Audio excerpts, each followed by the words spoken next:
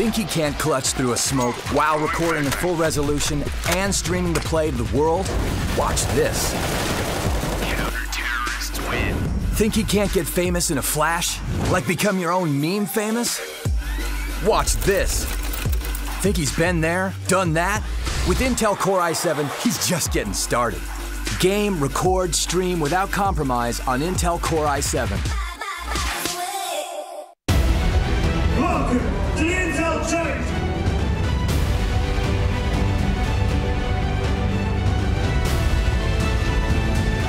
Got a big task ahead of her though. First kill coming through to Rain, and the second, she's done it. She's kept res in this game.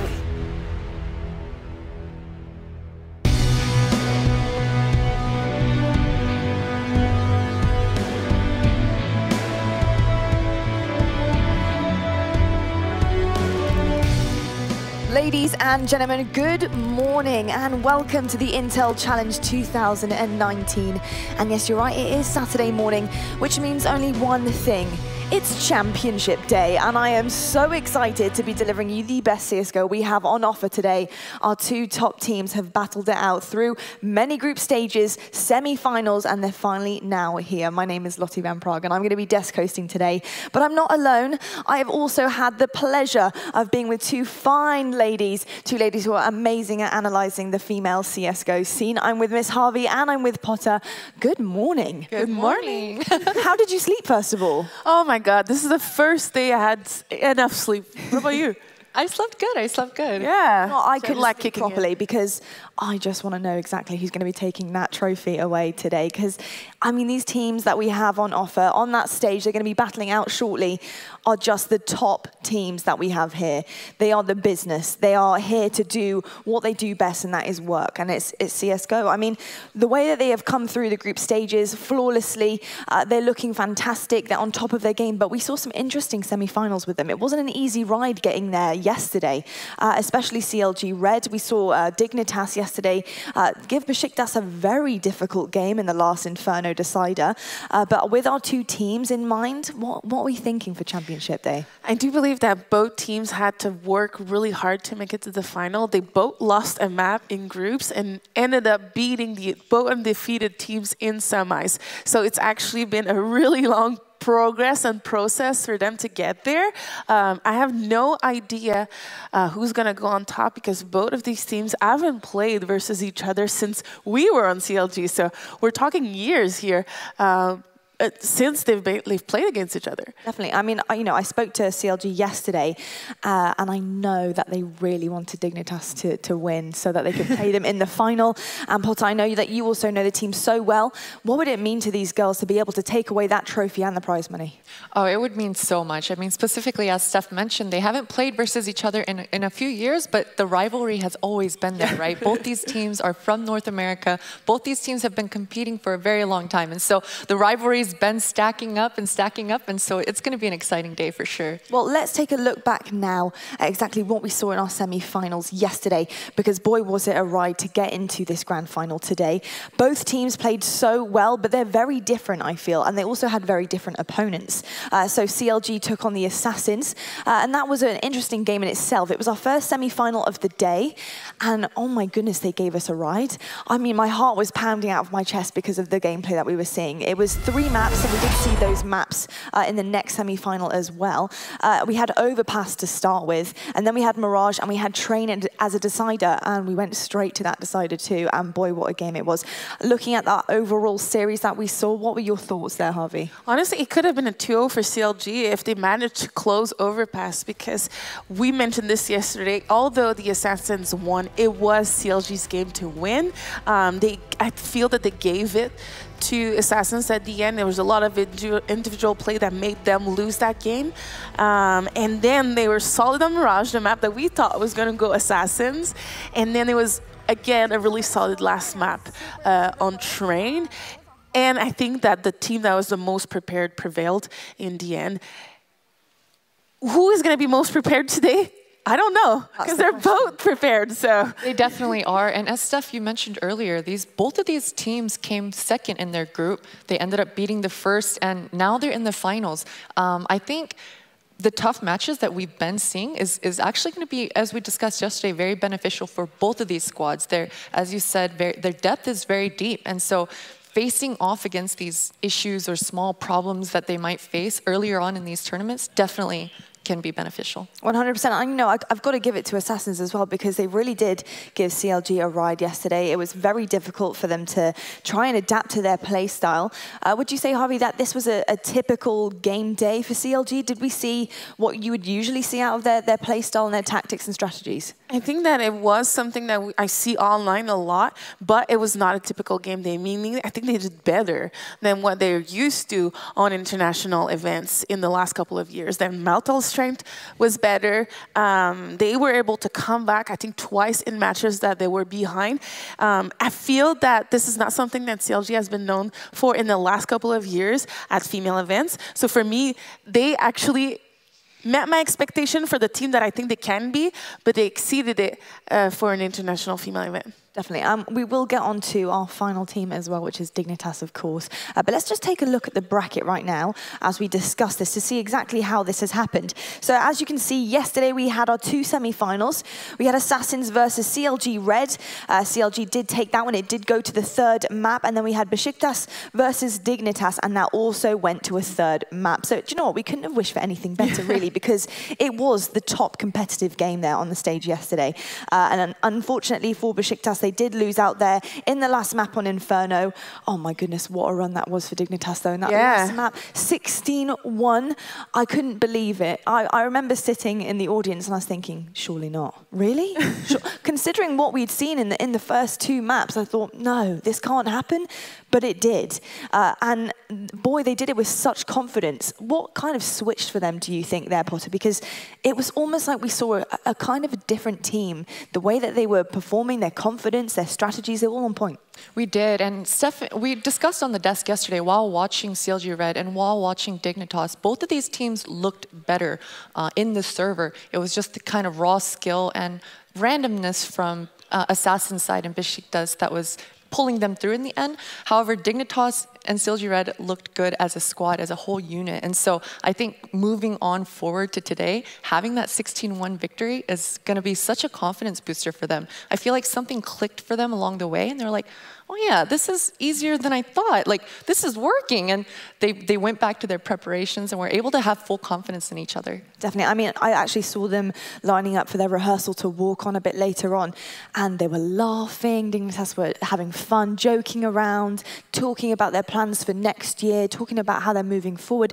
You know, they're definitely not nervous. I think they're more excited. I think they're taking that sort of nervous energy and turning it into a positive energy. CLG.RED, they're looking fine too. They're laughing a little bit less maybe than Dignitas. I don't know whether that's down to the fact that they probably watched that Inferno map yesterday and are thinking, oh boy, we've got a bit of a road ahead of us. Well, I think that both teams are actually pretty bubbly, pretty trolly within each other. I think it's super important to have this kind of light mood, especially on a day like today. And I'm happy to see that you were able to see it, because they're both going to need a little bit of laughter, because it's not going to be a hard battle here. Amazing. Well, I think we should take a look at the rosters that we're going to be seeing. So let's start with CLG.RED, as we were just finishing on them. Like you said, it's important to have a bit of fun as well. When you're coming into these high-pressure situations, you need to try and diffuse that anxiety going forward. We've got some talented girls on this roster. We've obviously got Diane taking that IGL role as well, and she's really coming into it. We saw her yesterday, and her AWP skills were out of this world. Potter, as an overall roster here, can you see them lifting that trophy?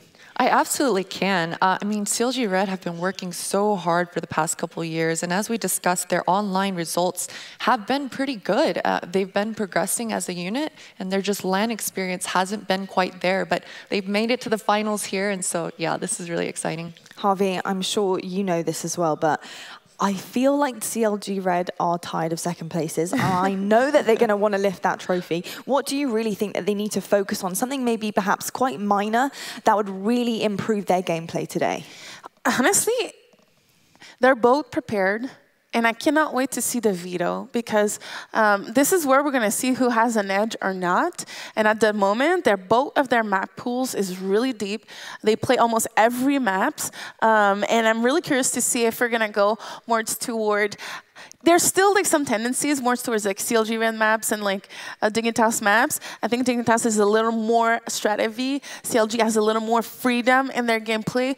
But compared to the teams that were in this tournament, they're still the most organized, I want to say, CLG.RED. But I think they're still a little bit looser, so we might see them succeed better on looser maps. I think that's what's going to make the difference. The map pool that we're going to play, the 3 maps in that BO3 are really going to be important today. Definitely, we'll be seeing that veto later on. Let's take a look at Team Dignitas now. Potter, we can talk about this here because obviously this is the team to beat right now. They're the top of their game in the female scene. Obviously, they were lifting that trophy last year and they want it back. They do not want to be handing that over to another team, that is for sure. We've got some very talented individuals. You can see Emily here. I mean, we've got Milt, we've got Kath. They were fantastic yesterday, and it seemed like every single one of them on that team were on point. And you just couldn't, it was like a force to be reckoned with. You couldn't play with it. It definitely was. And I want to take a moment to point out Artstar and Kath. I think these two have been having stellar performances. It's not that they were single-handedly carrying their team or anything like that, but the discipline, you can see that they have full confidence in each other. They don't re-peak. They don't go for unnecessary trades. It was just an overall very solid unit. Definitely. I mean, Dignitas are, like you said yesterday, a well-oiled machine. Yeah. And it's whether or not that machine is going to carry it forward and be able to come up against what CLG are going to deliver with them. And like you said, it's about that veto process. It's about what the preference is going forward. Especially because we looked at both rosters just now, and I don't see any weak link in the players that this weekend. All of them played great maps. All of them had shining moments that made them win games. I can't point to a player that, this player needs to show up today. They all did great. And that's very, very rare, I would say, in a final where you can say all 10 players in a server can make a difference and can make you win. I really can't pinpoint anything. So I think it's really, really awesome, actually, because every year we see a finals, we're like, oh, this player, maybe she's going to play bad. I would be curious to look at the stats, actually, and see if they were not all top 10 in the top 10, you know? No, definitely. I mean, both of you are, you know, players in the scene. You have been there, done that, got the T-shirt. You know these situations like the back of your hand, and you've had years to prepare for this. Some of these girls are really young. We've got like the likes of Emmy up there, who's in school. She's 18 years old, super talented. But when it comes to trying to handle these high-pressure situations, what does the team need to do in preparation? What did they go and do last night in order to prepare for a situation like this? You know, it's really just bumping heads together. It's all about repetition. I think, you know, when you're brushing your teeth in the morning, you really don't have to think about it. You just do it, right? And it's just kind of natural for you. And so for these girls, they spend a lot of time together inside and outside of the server. And so they're just trying to create that comfort level so that they don't have to think about it when they're performing or communicating with each other. And yeah, I'm sure last night they went back to the hotel, discussed their entire day, and made a solid game plan for today. Do you think CLG would have been watching that game yesterday to find out, obviously, who is going to be in the grand final, but also to maybe pick a few pointers out from maybe the team that they were going to be facing? You know, I bet if I had to imagine or guess, I would imagine that as a unit, as a squad, they watched their matches, and individually they probably went back to their rooms and they watched Dignitas and just kind of had a mental notes for themselves individually. But as a squad, they probably watched their own. I think it would have been much more beneficial to watch perhaps their Mirage match. I'm pretty sure we're going to see a Mirage today in this series, and so yeah, CLG.RED didn't look quite as strong on Mirage, and so that's definitely a VOD I'm sure they revisited. Well, we're going to have to find out exactly what happens on the map veto. Perhaps Inferno might get banned first up. I don't know. Who knows? We're going to take a quick break now, but when we are back, we're going to be introducing you to your grand finalists. It's CLG.RED and Dignitas. All eyes are on you. So give them greatness with Intel Extreme Masters certified PCs and notebooks and game like the pros. When you see the unique IEM certified stickers on the outside, you'll find high-grade components with Intel Core i5 and i7 processors inside. Every purchase includes in-game content and supports the prize pool of Intel Extreme Masters. Game like a pro, because the world is watching.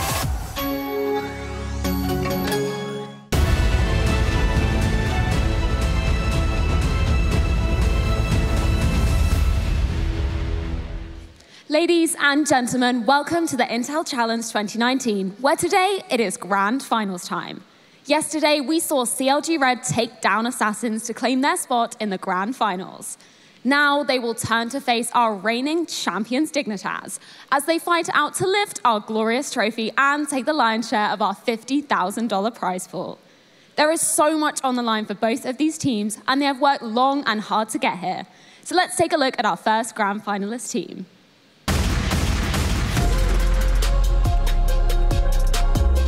So our preparation for this tournament wasn't anything big. We never really do boot camps. One of my players is actually still in high school. So her schedule is kind of like whack in terms of like being able to practice a lot. So our practice is generally maybe 4 to 5 hours a day, Sunday through Thursday, and that's how we just practice normally. And we just treat it like any other tournament pretty much, just playing the regular same. We do always want to be our best for representing CLG. In terms of doing well, you know, representing them in a great manner, like in a positive role to other people, but for sure it's not any pressure for us at all. Please put your hands together for CLG.RED.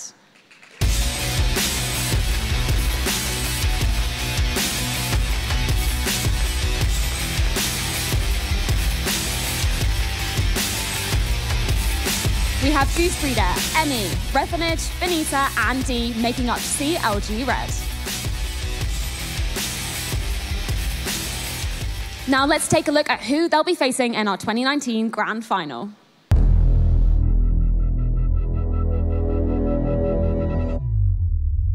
My name is Emily Garrido, and I'm a captain for Dignitas. Recently, we added Kath back to our roster. She played with us previously last year, so having her added back to our roster wasn't really too big of a new start. It was just kind of carrying on where we left off. There's not really much pressure coming in this year as champions from last year because we kind of take every tournament, one tournament at a time. We're pretty much playing as if we've never won before. Me and my team, we play all year round, so we play online on ESCA League, and a week before this tournament, we boot camped at the Philadelphia 76ers training complex. Dig win!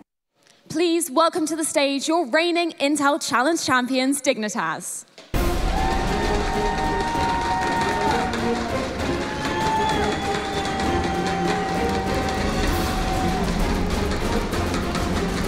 Artstar, Kath, Milk, Rain, and Emily make up Dignitas.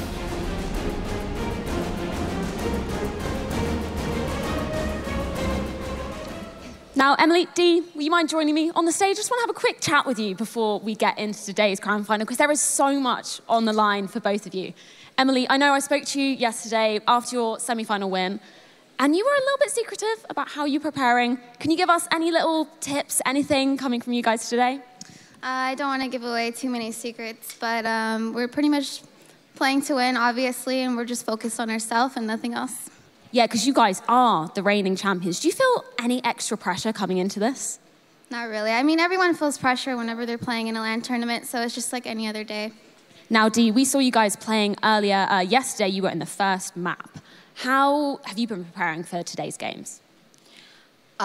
Just keeping calm, cool, and collected. Yeah, it's the same as she says. Like, it's a lot of pressure when you come to a tournament, but for sure, anybody can, you know, relieve the pressure off and just play how you normally play. Because you have Goosebreeder on your squad, who actually lifted the Intel Challenge trophy this time last year. Do you think that gives you kind of an edge and advantage coming in with a champion? Of course. I love Goose. She's a huge troll, but she's she's really energetic, and she brings the mood up of the team. So yeah, it's cool. And how are you feeling coming up against Dignitas? I feel confident, 100% confident. Anything else? Anything you've got prepared for today's games? Hopefully we'll be lifting that trophy today. Confident words, I love it. Now, Emily, you mentioned about Kath. She's the person that you swapped out for Goosebreeder. What has she brought to the team, and how has she changed that team dynamic? Well, unlike the other teammate we had, Kath is a veteran in CS. She's been playing for a long, long time, so she adds a lot of knowledge in the game. So, you know, we already played with Kath previously, so instead of starting freshly, we started where we left off before. Thank you so much, guys, and good luck to both of you in today's games. Let's head back over to our analyst desk. Thank you very much, Freya. I always love hearing from the players before they go into a massive game like this in a grand final, because I find it interesting to see exactly where their head's at. And it's quite easy to tell from interviews where they're sort of feeling, how they're feeling, and how pressurized they feel. But they both look so calm. They just look ready. They're sort of like, can we go? Like, we need to play. Yeah. They just want to get there, do their business, and lift the trophy at the end of the day. And I know you know them so well. You've been in this team for such a long time. The way that they're acting right now, do you think that one's maybe more nervous than the other? No, I actually think they were both really decontracted. Emily, it seems like she will want to be like, no, we're just going to win this. Let's go for it. Like, you know? No, they seem both pretty chill. Yeah, Potter, what about you? Because I know that you know pretty much everybody here. I see everyone waving to you all the time. What do you think of Diane? She seems so chilled out right now. Diane is very chilled, you know, and she's got that personality. She's such a quirky, tiny little human. And so she's so cute and calm, and she really is. I mean, when I was playing with her, she's always has the same tone in her voice. And that actually helps a lot, especially, you know, in those high, tense pressure moments. If you're under attack and you're like, oh, they're rushing me. And these kinds of hype moments can happen, but Diane's got that calm, cool, collected attitude towards her. And so I think that definitely helps. Watching that interview on that stage, though, I wonder if Emily referred to Goose as the other teammate. Those seem like fighting words. Maybe a little catty up there. We'll see. We'll save the drama for later on. Let's take a look at our map veto now, because, of course, a lot rides on this decision to see exactly where these teams are going to be going in CSGO. As you can see there on the stage, we're having our live veto. It's going to be interesting to see exactly who picks what, who bans what. If you had to maybe think about a first map, what would you say it's going to be? Okay, so if it's as simple as that. If CLG.RED doesn't ban Nuke, Dig is going to pick Nuke. If Dignitas doesn't ban Cash, CLG.RED is going to pick Cash. It's as simple as that. So if we see two different bans here, we're going to see one of those maps being played. The vetoes also have been pretty consistent on CLG and Dignitas' side. Dignitas have been consistently vetoing Cash, and CLG has been consistently vetoing Dust too. And so, yeah, I think it's going to... I feel like it's going to be Overpass, Mirage, and either Train or Inferno. There we go. It's just getting all the similarities. If CLG.RED doesn't, it bans this too, which I think I'm agreeing with you, Dig is going to pick Nuke, I'm telling you. Because they love Nuke. I don't know why. It's like... CLG is going to veto Nuke. There we go. We've got a ban already. They're not going to let Nuke through. They vetoed Dust too. Yeah, but CLG is going to veto Nuke. No, 100%. CLG veto. Oh, they already did. Yeah, they banned Dust too. So do we think we think that Dignitas might put Nuke down as a pick? I think so. Yeah. I think it's their favorite map. They just think they're so solid in it. Even if they lose, they'll say it's a fluke. It's our favorite map. What if they've been hustling everyone and they... Yeah, I know, right? They haven't practiced at all. I would say they're geniuses. Okay, so we've got a Mirage. We've got a Mirage. Not Overpass first, thank goodness. We have a little bit of a change, but still this is one of the same maps. There it is. There it is, Nuke. This is our first Nuke of the stream, at least our streams. But surely CLG would have known that was going to happen. Surely if they hadn't banned Nuke first, they knew that it was going to be picked. Yeah, you know, and I've actually had map veto discussions with CLG fairly recently, and the discussion of Nuke has always been on the table. I feel like it's always, I'm sure on your past teams as well, Steph, it's always between our, I'd say, lower tier teams. Nuke is kind of a map that takes a back seat most of the time because it's not played as often in competitive play. As we can see here in this tournament, it'll be kind of our first or second time seeing it in this stage. And so, yeah, it's just not a map that comes up very often. And so it's not a map that these teams can practice very often. Definitely. Well, I'm glad to say that we've seen an Overpass ban there. I fancy a little bit of a change, okay? I'm okay with change, but I love Overpass. Yeah, Overpass is very good. Train's ban, there we go. We've got Inferno as our decider. Interesting. Oh, that's going to be tough. I mean, considering the way that Dignitas played on Inferno yesterday, either CLG are up for a challenge, or they're prepared, they are ready to go, because both teams are going to have a really difficult time trying to get the edge on each other. They're just too good. I really don't think we're going to see a 16-1 Inferno like we did yesterday. It's going to be much closer for sure. CLG.RED definitely has a game plan. Inferno is a map that's played very often. 9 out of 10 times it's either Inferno or Mirage. And so this map, they're very well prepared on it, and I expect to see a competitive map. Definitely. I think the aggression is definitely going to come forward from both teams here. They're going to be fighting for that edge, to gain that strategic advantage going forward. In terms of aggression, though, who would you say is the more aggressive team in terms of pushing? I think in terms of coordinated pushing, Dignitas probably has an edge. They have these strat push, like when we go through there, we'll flash here, you know, like it's really, really organized. On CLG's side, it's maybe more intuitive pushes, like, hey, I feel like pushing this, let's retake this. Maybe a little more dynamic on CLG, mid-round pushes, mid-round retake. So I think that it's going to be interesting. It depends on the pace of the game. If CLG holds back and waits for Dignitas to do these really risky pushes and can counter it, then we're going to have a game in our hand. If they can't counter it, then it's going to be very difficult for CLG. On the other hand, for sure, CLG, I think, have the more intuition pushes, as you mentioned, but on the same token, they get punished quite often for that. We've seen it time and time again where the younger players will make a move that's a bit questionable and make an unnecessary push and then give the advantage right back over to their opponents. And you're not going to see that with Dignitas. We've been discussing their discipline individually on that team and how solid they are as a unit. They're not going to make unnecessary peaks and give unnecessary deaths to their team. Well, if we have some new viewers who are, you know, just tuning in, they're not sure about the female CSGO scene, and they're brand new to it, so welcome to all of you guys if you are in here with us. What can we expect from these two teams in terms of the players? Well, who can they watch out for? Who can they root for? Who's up and coming and exciting to maybe keep your eye on? Oh my God, I think Emmy has been performing like crazy this tournament. I would say watch Emmy at the moment. She's not only fresh blood, but she's also doing it the right way.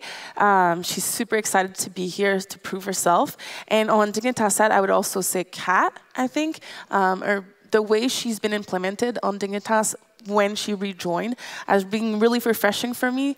I really feel like they finally found how to handle her, because we all have different play styles and whatnot, and sometimes you're not comfortable with what you have to do. But I think on Kat's side, it's very good what she has right now. Would you agree, Potter? Actually, I'm going to choose Kath, for me, isn't obvious. For me, I think Kath is going to perform. She always tends to perform, and she has really great performances. For me, I think it's going to come down to ArtStar. I think yesterday we saw really great performance out of ArtStar, and today in this final, if she shows up, it's going to be extremely difficult for CLG.RED. On the other side for CLG, I'm looking at Diane. She's the opper, she's the in-game leader. She had some spectacular rounds yesterday, and so I'm expecting her to show up today with that op and be really aggressive. I want to see aggressive peaks from Diane. Look, we may not know what the results are going to be now, but there's one thing that we know for sure is that this is going to be an amazing grand final. We are going to take a quick break now, but when we get back, we are going to be there and ready for our first map, which is Mirage. Don't go anywhere. We'll see you shortly. All eyes are on you. So give them greatness with Intel Extreme Masters certified PCs and notebooks and game like the pros. When you see the unique IEM certified stickers on the outside, you'll find high-grade components with Intel Core i5 and i7 processors inside. Every purchase includes in-game content and supports the prize pool of Intel Extreme Masters. Game like a pro, because the world is watching.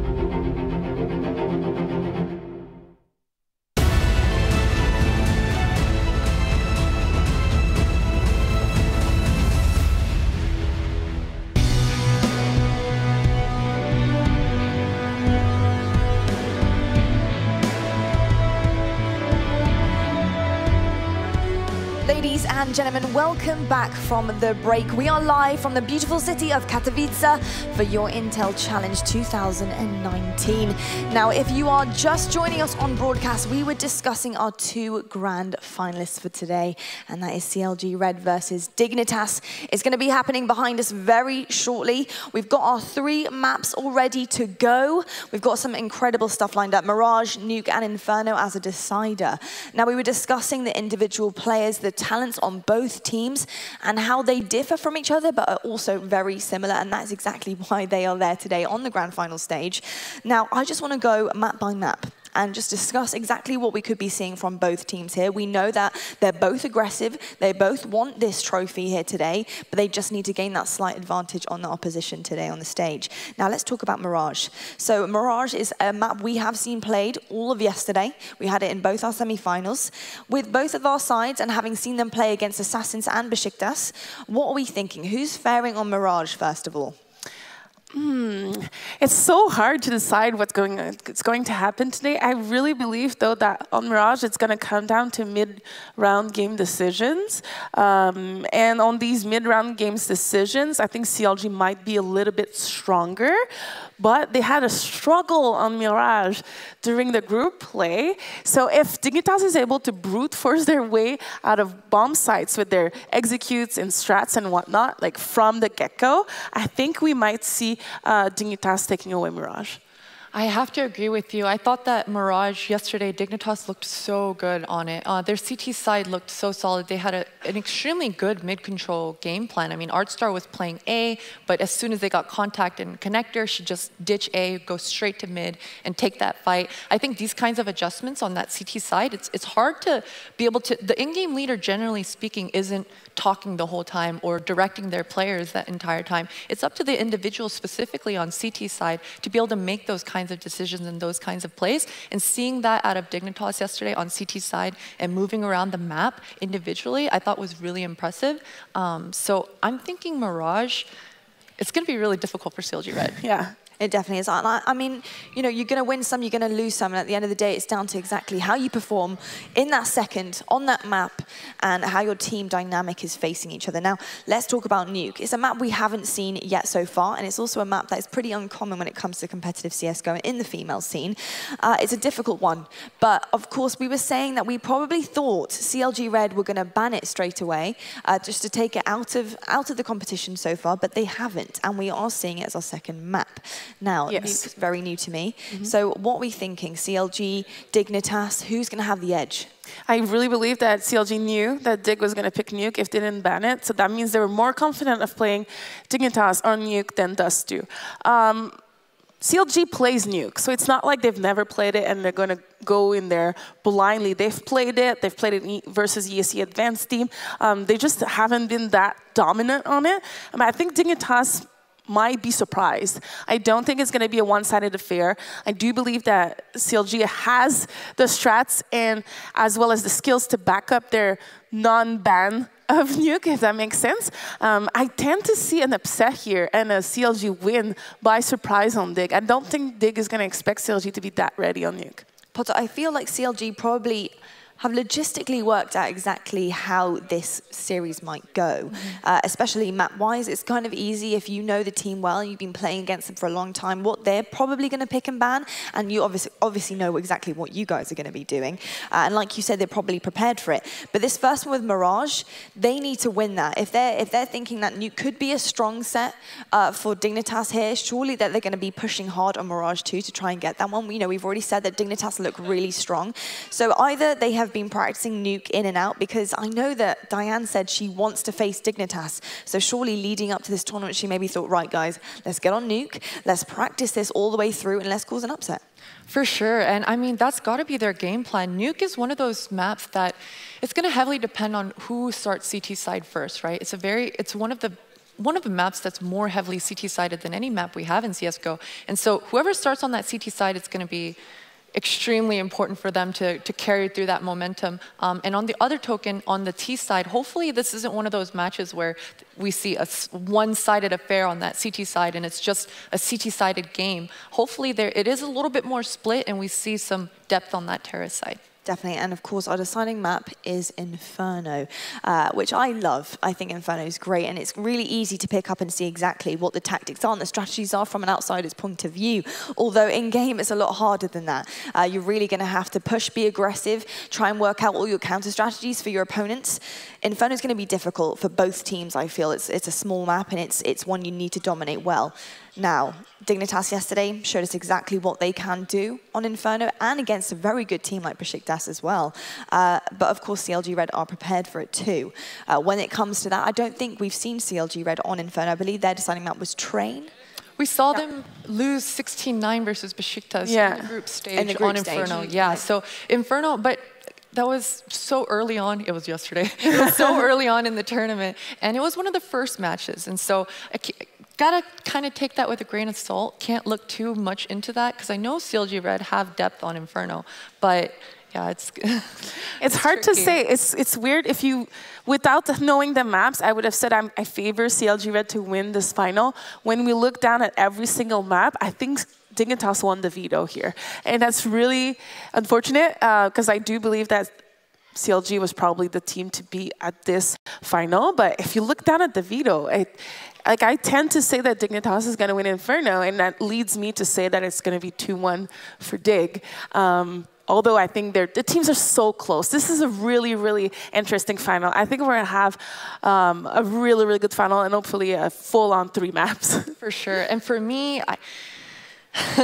I'm going to say 2-1 CLG, and because I'm going to hold faith that CLG is going to... Yesterday, we saw CLG kind of take a step back towards the last 5-6 rounds and a half, where they kind of bottled up. They were just running their defaults, and they didn't really believe in their set pieces, and their set pieces are really good. And so I want to see today, hopefully, that they stick to their game plan, they believe in their preparations, and they're being aggressive. Not so much just running around and rushing things, but understanding that even if they peek this and take this contact, their teammates are going to trade it, and it'll be a favorable position for their team. Well, I'm also going to say 2-1 to CLG.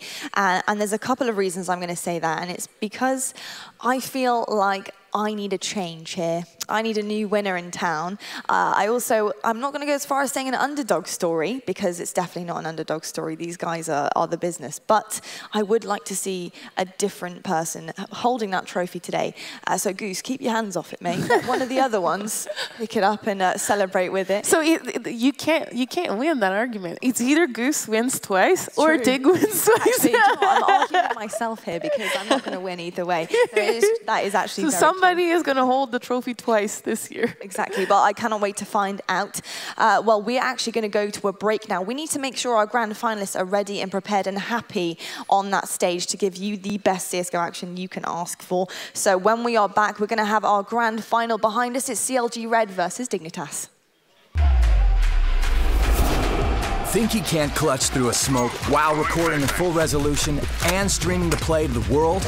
Watch this. Counter-terrorists win. Think you can't get famous in a flash?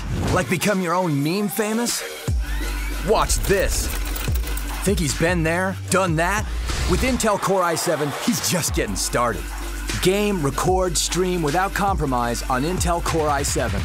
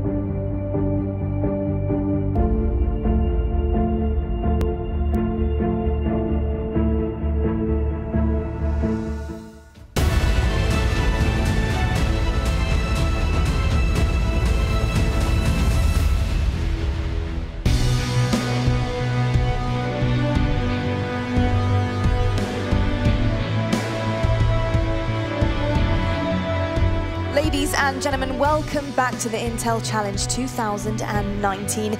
We are live from Katowice to bring you your CSGO finals. I am so excited to be here, and we're producing you the best female scene CSGO that you've seen in a long time. Now, my name is Lottie, and I'm going to be desk hosting today. And if you were here with us before the break, you would have noticed that I did have a lovely array of females on my desk. I still do, actually. I've also got MissHarvey, and I have Snodz with me. I've got to bring in a little bit of a roast here, Snodz. No, I'm joking. How are you? Doing very well, obviously. Usually behind the commentator's desk. This time decided to make my analyst desk debut. It's your debut? Yeah, it is on the analyst desk. I know. So congratulations for taking that from me. Congratulations for being here and dealing with it like an absolute champ. Speaking of champ, we're going to be crowning one today, Snodz. Now, I know that you actually were casting a bunch yesterday, all throughout the group stages, all throughout the semi-finals. And of course, everybody at home, if you're wondering whose wonderful voice is on the back of all of the action, that is you, Snodz. Only you. You're alone. No, you know, me and Jacky, we go way back. Even actually LVP as well, Lottie back for the Gfinity days. Yeah, me and Jack have done both tournaments actually. Last year's Intel Challenge, this year's Intel Challenge, and it feels like, well, as you girls are as well on the desk, it's growing every single year. It really Not is. just with the heels, but also with the level of the tournament itself. Last year, you know, we had a very good level of CS, and I mentioned actually being surprised at actually how good the level of Counter-Strike was, which offended a few people out there, but not in a condescending way. Not in a condescending way. And this year, it's even better. And I think the fact that Dignitas won in such a professional way, it really inspired a lot of these other players to really put the time in, put the effort there, and now we see a much greater landscape in terms of how the level of female Counter-Strike really is. Absolutely, and of course, you know, you have your eye closely on exactly what's going on in game. You're pretty much talking about every single move these players are making, and you're seeing all the POVs too. So in terms of our two differing teams here in the grand final, I mean, they're both very talented, both want to win this. Who do you think's got the edge? I'm actually going to go CLG.RED. I'm going to go CLG.RED simply because so far I've obviously casted both teams, best of threes, best of ones and whatnot. And for me, it was the fact that Breeder coming into CLG.RED, it felt like they had a new lease of life. The level of confidence they were showing as a stark contrast to last year is huge. And actually on the desk before the break, you mentioned how maybe it's not really actually much of a Cinderella story if CLG do win this. However, I'd actually contrast that, seeing how they went out in the group stages last year. They didn't perform like they wanted to. Speaking to the players afterwards, they mentioned the pressure of having to play under such an established organization of CLG.RED. They felt they had to perform. They couldn't quite handle the pressure, especially with Emily being 17, still in high school, such a young age. And this year, having Breeder, having the former MVP of the last finals, it feels like that veteran sort of mentality has spread and through osmosis is now with the rest of the team. And they are, well, they are performing on a level which I did not see last year. So I would say this is the Cinderella story if they do win. Definitely. I mean, I love that bit of scientific terms coming in there, bit through osmosis. Loving that. I haven't heard that on the desk before. So there's a new commentator diction place for everything. I know. I love it. Snodz, before we get into the game, I just want to ask you one more question. In terms of the two teams that we're seeing today, and their talent-wise and aggression-wise, in terms of the maps as well, we've got Mirage, we have Inferno as a decider, we have Nuke right bang in the middle there. Who are these maps going in favor of? I just want your prediction. I would say CLG take Mirage fairly convincingly, actually. I'd say 16-10. Nuke, I'm not sure. Obviously, we haven't seen it so far in this tournament. CLG.RED, obviously, having played it online, as MissHarvey mentioned, Dignitas as well, picking it, so they have confidence behind it. So I'll go with them, maybe a 16-7, 16-8. Obviously, the pistol rounds being such a big difference, very hard to make those precise calls. And then for Inferno, I really feel like it's who is delivering in the server at that time.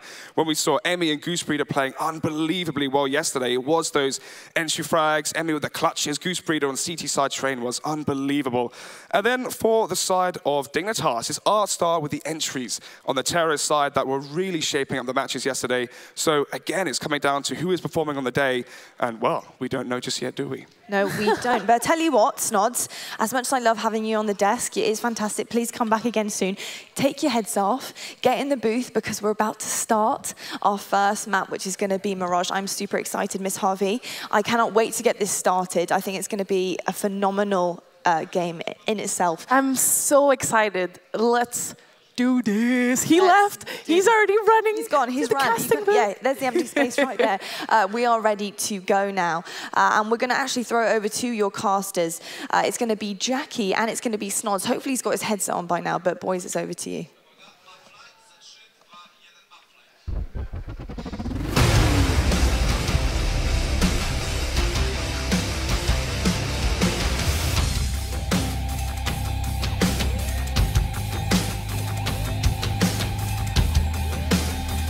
Well, well, well, here we are. It's all come down to this, Snodz. You came sprinting back. You look happy as ever. Good. You know, I am good. Ready for action here, Jack. Keeping the pace high, right? The tempo of this exhilarating game. You know, we see nothing from Complexity now doing press-ups before a matchup. Now you've got me jogging as well from the analysis desk all the way to the casting booth. Whatever works to get your blood pumping and ready for some top-tier Counter-Strike. And here we have it. CLG.RED versus Dignitas. Make some noise here in Katowice for the grand finals of the Intel Challenge. Oh, there we go. Everyone fired up as this one should be very spicy indeed. Aggression was one of those words we heard a lot, and I wouldn't be surprised if we saw some of it in this opening round. Let's take a look then. So far for CLG.RED, 3 players. Oh, 3 players towards A, but Milk already the entry towards the other half of the map as the push comes in towards A from the side of the T's, but not for long as Kath has something to say. Oh, Diane, the only remaining player already on the side of CLG.RED, as things have been quite awkward for her, but she is trying to peel it back, slowly scraping into the round, slaps down Artstar, and it's a 1v2, 1 minute and 5 seconds on the clock. She only has the Glock to play with. Milk tapping down, eventually gets the better of her towards mid, and Dignitas, they pick up the opening round on their CT side on Mirage here.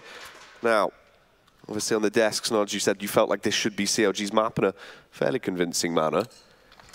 Yeah, well, I say convincing. We're not quite sure as of yet. I said a 2-1 potentially in favor of CLG.RED coming into this matchup. We saw them play yesterday on Mirage, obviously losing that first map on Overpass, showing us that great mental fortitude to be able to shake off the loss, come into that second map, actually take Assassin's map 16-12 to be here in the grand final. And this is the force spike coming out from CLG.RED. This is a big round to win if CLG do take it, but Milk doesn't want them to, as she does find 3 towards bench. Bomb will be planted, so some additional cash to work with later on. But Rain goes for the spray down, goes for 1, gets traded out, 1 versus 3. Goosebreda, the only remaining player up against their ex-teammates, can't get too much achieved, and Dignitas pick up the conversion round there as well. Milk with a free K towards that B-bomb site, starting things strong. And they are going to be able to secure it, taking themselves to a 2-0 lead here. CLG.RED, at least they got the bomb plant. They're into a position where they can try and build off the back of that, Snodz. Into a immediate pause. Not quite sure yet if it's tactical or technical, but seeing how fresh we are into this best of 3, I imagine it is the latter, and it is a technical issue. So, Jack, now it's our turn to discuss and analyze and break down this matchup. Yes, indeed. For me as well, one of the things we've already seen coming into this, Milk, towards that B-bomb site, she has been so effective at being able to lock it down. For the most part on Mirage, I was very impressed with that defense. Instantly as well. I mean, 5 kills on the board, nearly 200 ADR picked up. Obviously, it's still early doors, 2 days in. There's more room to see how that develops as things goes on. We get a bit more of a bigger benchmark. But she was doing this yesterday as well. Incredibly precise. For me, the dynamic duo on Dignitas really was Rain and Milk. They were so consistent in being able to hit these just magnificent shots back to back. Once you had Kath popping off with the Org, especially for Dignitas starting off on the CT side, I think this bodes really well for them. Emmy Elite was ridiculous with the AWP in terms of her CT side play, very defensive, being able to just shut down the majority of pushes. And if that's something she can bring to the table once again today, I would be a little bit worried. The Deagle play from Jennifer opens it up. The Hotstar's going to go down, and this Deagle round's actually looking possible. Jennifer is doing everything, Snodz. Ooh, trade there from Emmy onto Rain. 2 versus 3 now. CLG.RED have the advantage, but not in terms of weaponry and firepower. No Kevlar here for the remaining players. Goosebreda and Benita. As the bomb site is completely barren towards B.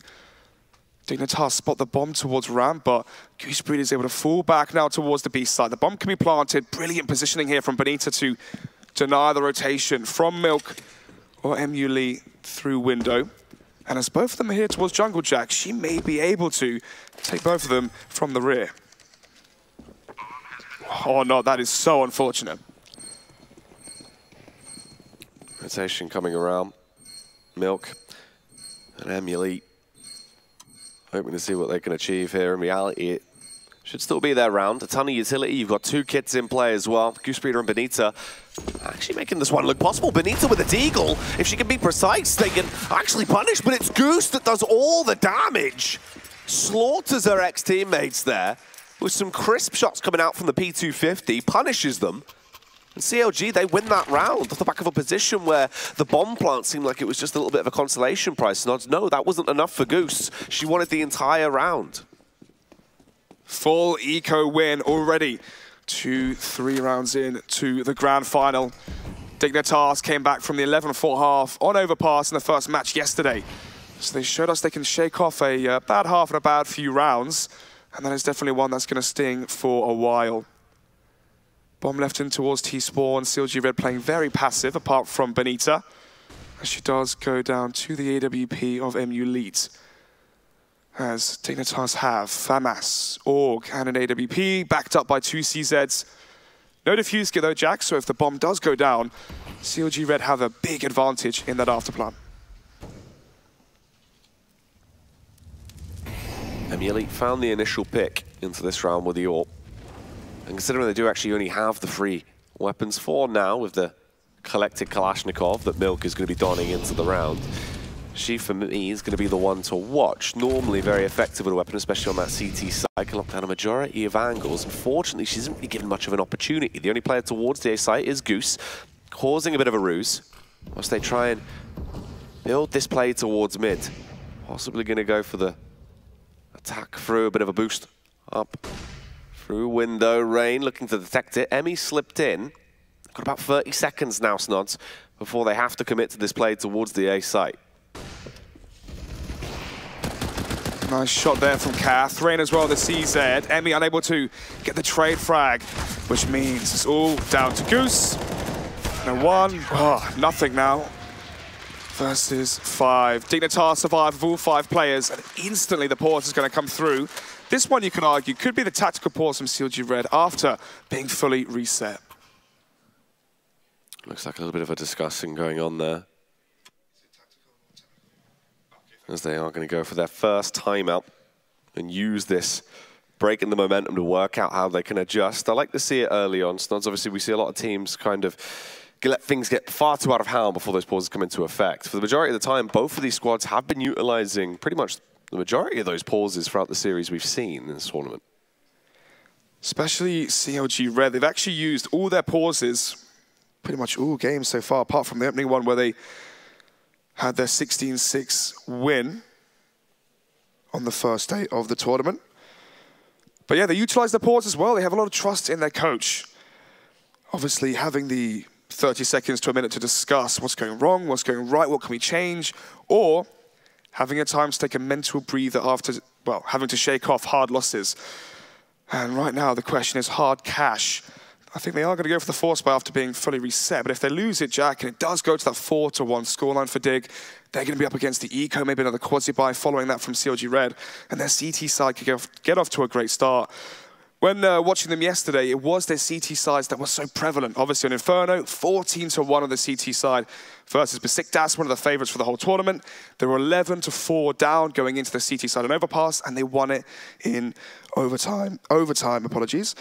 So yeah, it goes to show the CT side is where they really find the abundance of their rounds.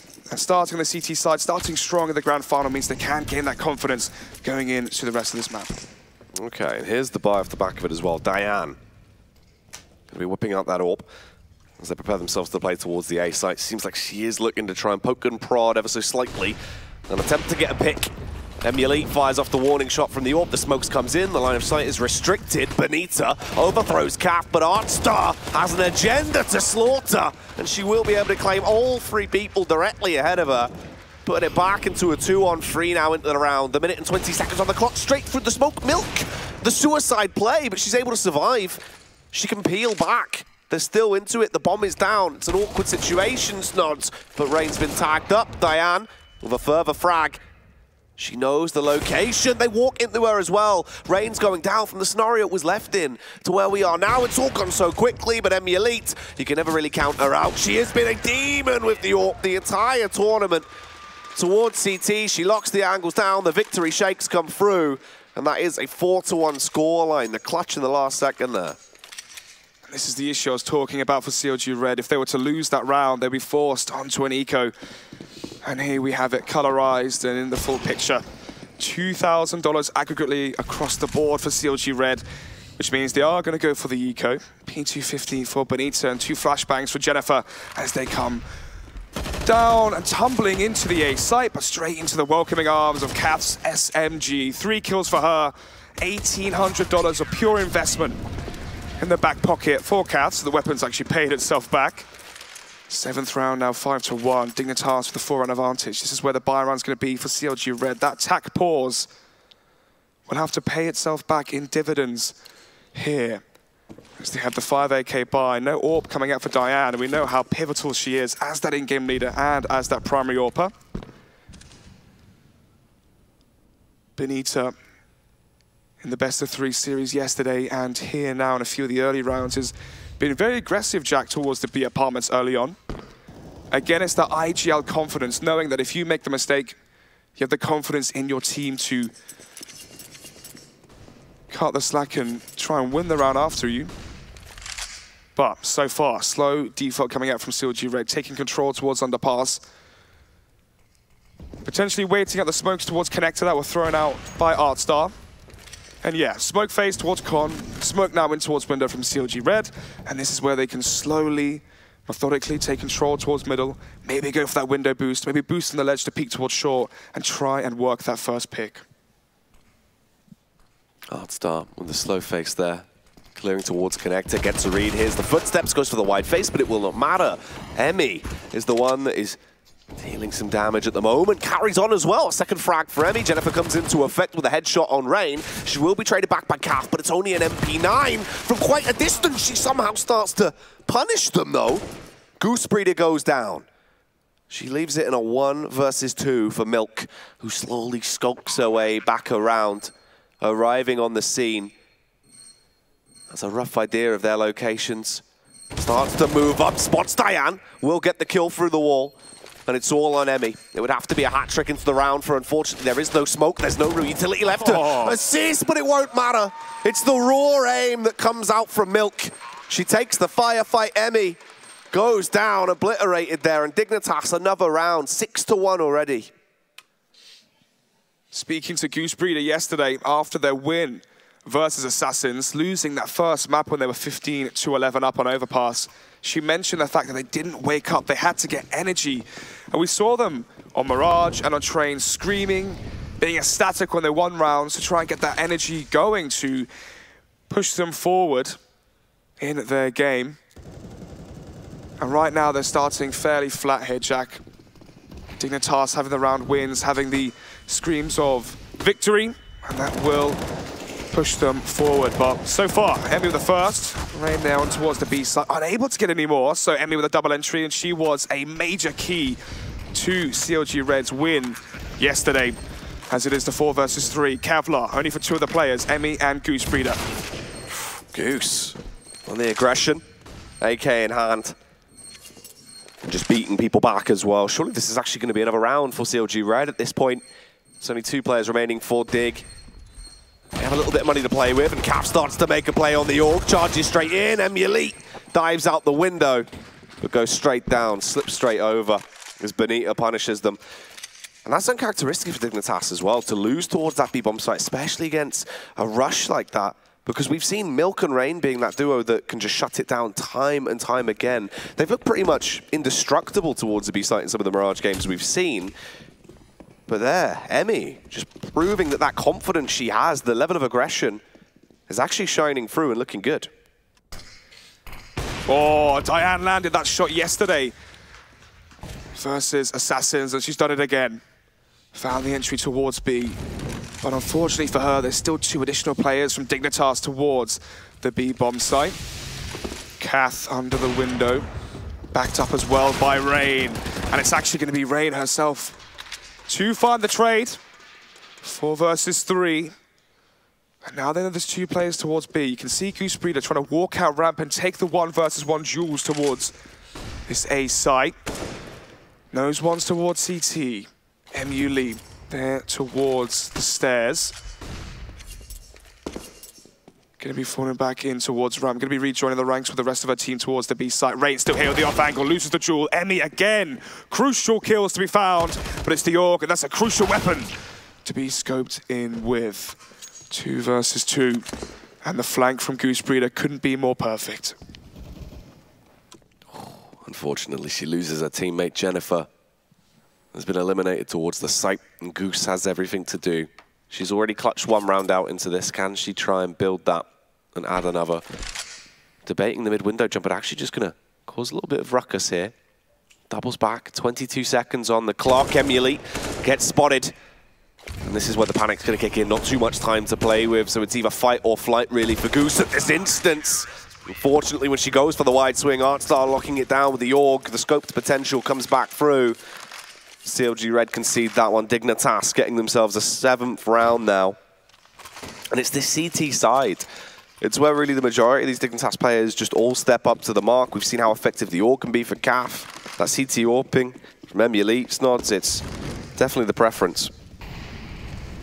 Such difficult round to lose there for CLG.RED. They have the 2 versus 2 Goosebreeders on the flank behind.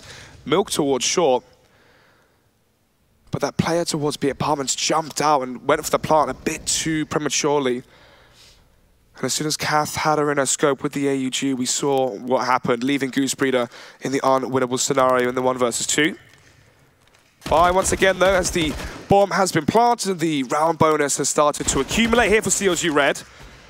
But now it's the kills accumulating for Artstar, with the Org playing towards triple. Has the entry. Emmy with the trade once again. Diane's AWP chiming in as well, a few frags. 3 players towards the A site for CLG.RED, but only 1 for Dignitas. And the sole defender, MU Lee. No AWP this time, just the MP5. MU Lee. Obliterated by Goose there, and it's only 2 remaining CT players now. The A site is in control of CLG.RED. They've got 45 seconds, so they don't have to worry about speeding things up and getting overly aggressive. However, Emmy is just going to carry on sprinting through. A bit of an artist with the AK. And it looks like she's going to be drawing up another round for CLG.RED at this point. A 3rd should be achieved. There's not much Rain can do. Trapped here towards Connector. Scoping it out. Trying to catch a whiff, a potential scent of these players that are close by. Does grab that AWP.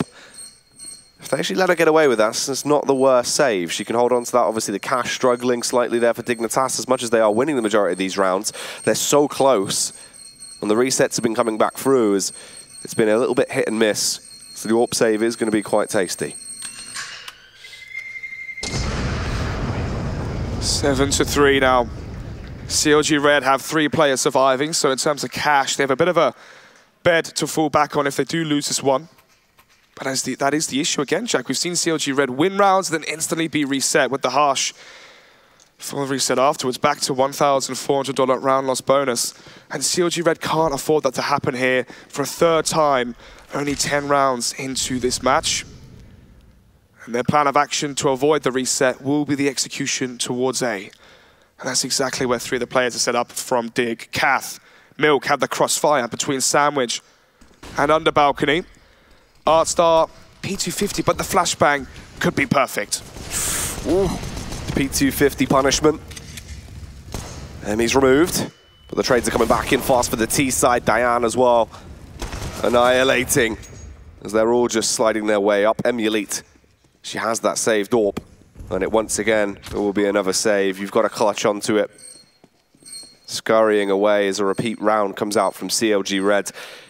And here's the scary fact. We saw a lot more slower rounds. They were going for their defaults. They were trying to play it out with respect for Dignitas, it seems. But CLG.RED, I think they've started to find their footing. We saw this in the past where they'd go down a few rounds, they'd have a little bit of a wake-up call, they'd take those pauses, they'd talk about it, and you'd see a player like Emmy go for those hero plays a little bit more, have a little bit more freedom.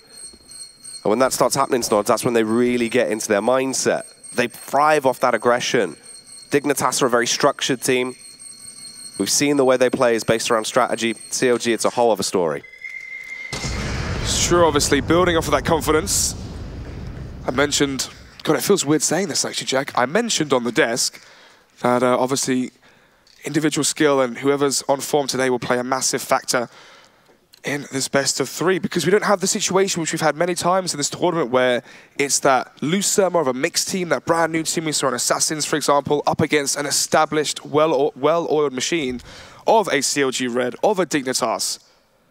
Instead, this time they both are very, very established teams in the female scene. So, MU leads. CT side missing that first AWP shot, not even while blind. So, the sole AWP, the sole defender, going to be falling back. She may even try and save that AWP for the next round. Well, Cav gets one at mid. Milk adds to it as well. There's that combo coming into effect. And there's Elite returning to form as well. You talked about saving it, but the only thing she's going to do with that AWP is save the whole round. A critical kill found. The rest of the squad coming into action. Cav having a huge performance as well. 16-7. She has been one of these players that even from day one, we saw a meteoric rise in terms of what she can perform with. That pause was called so quick. That can't really be too much of a good sign if you're CLG.RED. And neither is Cath on 16 kills. 140 ADR into round number 13. And with GooseBreeder's monitor being turned off, maybe just trying to mentally reset and reset physically as well. Yeah, potentially so. Looking like a little bit of a issue arising there as they resolve that one. But as you touched on with Cath, 140 ADR. It's been the org plays that we saw on Train that's been carrying out for the entire tournament. Absolutely unreal. Utilizing those aggressive angles, getting up close and personal. Obviously, with the way the org now works, it allows you to be a lot more aggressive. You can play there. And she has just been dealing mass numbers the entire tournament. And that's not slowing down here either. 4 rounds different between the two sides on our first map of this best of 3 in the grand final, Snodz. 2 pauses used already by CLG.RED. But it's good to see they're using them at this point of the game, when it's an 8-4 deficit, not when it's 12-4 or a situation where it's almost unwinnable to come back from, when you feel like those tactical timeouts when you're 13-5 down or 13-6 down are rather frivolous and pointless. Instead, they're getting their bang for their buck. How are they supposed to deal with Cath so far? They're playing towards B short with the org. Each time they've came in towards B, the org towards kitchen, towards short has just annihilated them on the push. Towards mid as well, she's been so good at stopping the connector splits towards A from that position. For CLG.RED, you tried the execution towards A. Obviously, it was versus the Pistols, and they won it once. And versus the Full Eco, they actually managed to somehow let that round slip, and they called for the instant pause.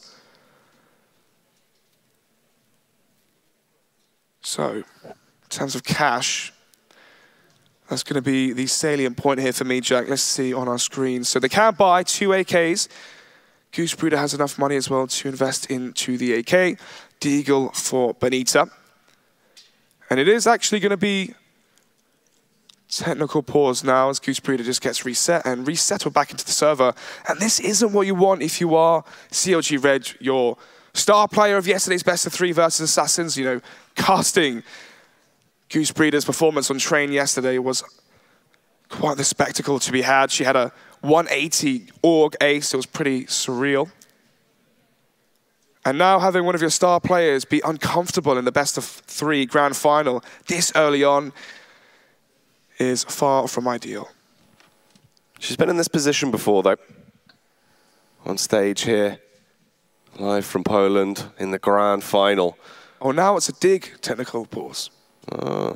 Another issue arising, slowing things down. And this is actually a little bit more of an awkward flip side of things, because you imagine at first we're looking at this from CLG.RED's perspective, the fact it's starting to slow them down. However, the team that did have the most momentum, especially off the back of the reset round they just won there, and the manner in which they did, Snodz, picking that round up would have been huge for confidence and could have been a bit of a frustration round for CLG.RED. Now, both squads have had some downtime. In reality, this is one that's really going to wipe that all away. You're going back into it pretty much fresh, potentially colder than you were, because they were looking very fired up on either side. You could see the momentum was in their eyes.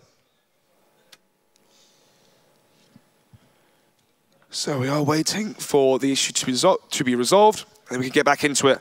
And for Dignitas, this isn't really ideal as well. You've had such an amazing start to your CT side. The ball is rolling, the momentum's in your favor. You've got Cath 16-7. You do not want her to cool down.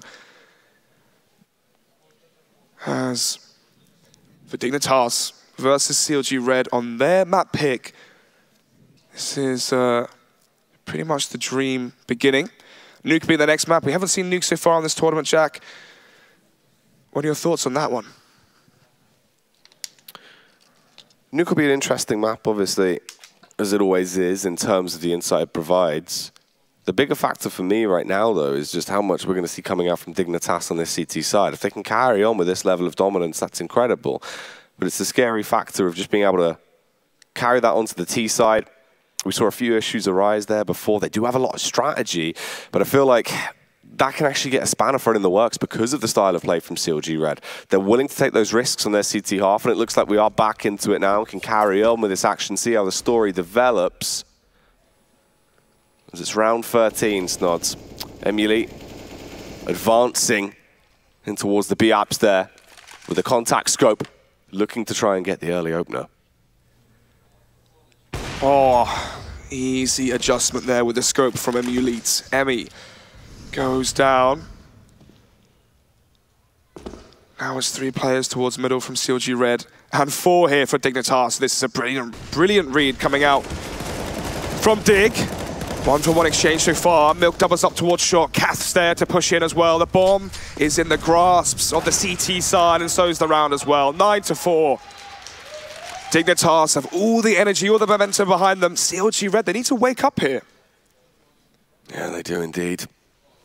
They had that potential lapse there. The moment of both teams having to utilize a technical pause to come back in off the back of it and look like they're reset. Instead, Dignitas get themselves a 9th round and project themselves potentially for an 11-4 scoreline here, which isn't going to be ideal at all. Emily, it's a bit of a shooting gallery towards mid, and she's going to be going for that jackpot grand prize. There's miss on the follow-up, but they're still barreling towards her, and they thought they'd try and set her up for a double. Luckily enough, Kath came into effect, who will get a further frag as well, bringing a total tally to 19 over a period of 14 rounds there, Snodz. Double digits now for Dig. 10-4, CLG.RED not utilizing their 3rd tactical timeout. Interesting to note. So far, their default has been so poor. They haven't really been taking too much control towards the apartments. Their mid-takes have been fairly redundant. Towards the A site as well, we haven't seen a lurkout palace once they spot a few players towards middle. They haven't really reacted to what Dignitas are doing. Dignitas are putting a lot of pressure here towards middle. You can see, actually, no one's holding towards CT, Jack, from Dignitas. Instead, they have Artstar playing retake towards stairs, as it feels like Dignitas are expecting an A execution coming out from CLG.RED. Instead, though, they're going to crunch on towards middle, and crunch they are indeed. Emmy spotted out towards under window, able to find one, but again, the trade frags are always there for Dig. 1 versus 4 now for Goose, and she's always left in these awkward scenarios as the rest of her team just gets annihilated towards mid each and every time. Yeah, but it hasn't gone the way they would have wanted it to on the T side. The mid control, it just couldn't deal with what Dignitas were throwing them. They're going for the wide faces. They were ready for anything, and they proved that. An 11-4 half. Big rounds and some big frags there, especially for Kath, performing well. 20-8 at the end of the half. Emily in a close second with 12 kills as well. That CT side AWPing still having the mark of madness that it had throughout the entire tournament. Now flipping over to the T side, the pistol round really for CLG.RED could be their beginning, the potential new chapter. We've seen this in the past between these two teams where it can be a little bit of a tale of two halves. It can rotate off. They're very evenly matched. They have conflicting play styles. There is still a chance, Snodz. The caveat here for Dignitas is the fact that their CT side is now over. That's where they got the abundance of rounds yesterday versus Besiktas. 14-1 half an Inferno. 12-3, I believe they were on their CT side against Besiktas on overpass to bring it back. So now the T side's going to be tested to the limits. Jack, do you think they have what's left in the tank from CLG.RED to bring this back into a competitive matchup, or are they already thinking about Nuke? They don't strike me as one of those teams that would actually give up that easily for the most part. The majority of the players generally tend to be still in the game until it's done, right? They won't say it's over until it is completely over. However, the risk they run is just the fact that it's like slow down the couple of rounds we had, unfortunately for Goose. The issues they had, it could try and sway things a little bit and potentially tip them over the edge, Snodz. And it is the sheer manner in which Dignitas has been winning these rounds as well. It's just been ridiculous. Multi-frags and the way these rounds have been going can definitely affect you a little bit. But look, they're smiling, they're happy, they're still living it at the moment. They just need to try and move on with that, keep that mindset going into it, as we do have another issue at the moment that are working to resolve. And here's the thing, it is that constant slowdown, right? It's hard to get into it, especially in a best of 3, the fact that you're never really able to just play those rounds out, keep it going. We had the crowd roaring as well, the momentum they were probably providing, the Dignitas every round they were picking up. That starts to fade away a little bit. They need to take their time now and try and keep their minds in it. So, obviously for CLG.RED, now that Goose Breeder has her setup hopefully working correctly and she can try and get back into this game as best as possible. As you can see CLG.RED, how they perform without their star players performing in the server. On Overpass, it was Emmy. Train, it was Goose Breeder in that very tense competitive best of 3 up against Assassins yesterday. Goose Breeder was ill, actually, in the best of 3 series and still was able to do very well. So I'm sure she can perform even while uncomfortable here today again. But for Dignitas, they have a lot to discuss for this T-side pistol. If they win it, win the conversion round as well, they could see themselves with a 13-4 lead on CLG.RED's map pick, and then straight onto Nuke. We haven't seen it, so it's such a unknown factor going into this best of 3 series. Maybe CLG.RED weren't expecting the pick coming out from Dignitas, maybe anticipating the Overpass pick, considering that Dignitas beat Besiktas on Overpass yesterday. But we are live now with the pistol. 2 towards Underpass. Kath holding for the mid push from CLG.RED. 2 players towards ramp. Pretty sure here, Jack, this is going to be the splits towards A. Jennifer, the mid, has a read now, knows where they are, but here comes the attack. The prongs are both sunk in. Artstar and Emmy Elite get a kill apiece. Cap as well takes down Emmy. This could be a flawless round for them, and potentially the team ace as well.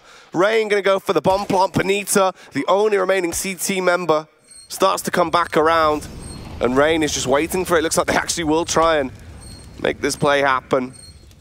Benita, the stars would really need to align for her to somehow win this from a 1 versus 5. She's got a smoke and a kit, but the chances are so small and it's dwindling the more the time starts to tick away. Is backing off and realizes it's much more worth just clutching on to those items she has in her inventory. Kath starting to aggress. Snodz bound straight through. The misses are coming in. And Kath will punish Dignitas. They get a 12th round. And there we have it. Everyone's starting to get fired up again and give that momentum back to them. Another pause straight away.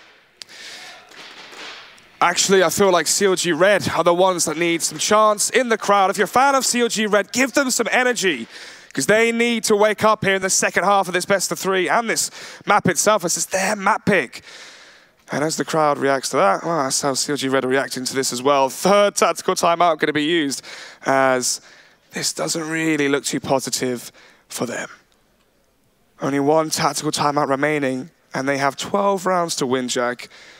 My maths wasn't the best, but even I can understand that when Kath has 22 kills in the first half, you're not really going to be taking that map.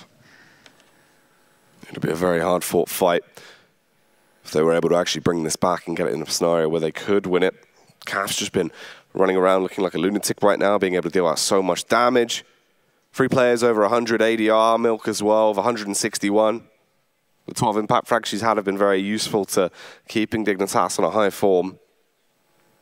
And the CLG, with the pause they have now, it is through their choice. It isn't because of an issue. They can actually talk about things. They can readjust, and they're going to need to. They lose out that pistol round.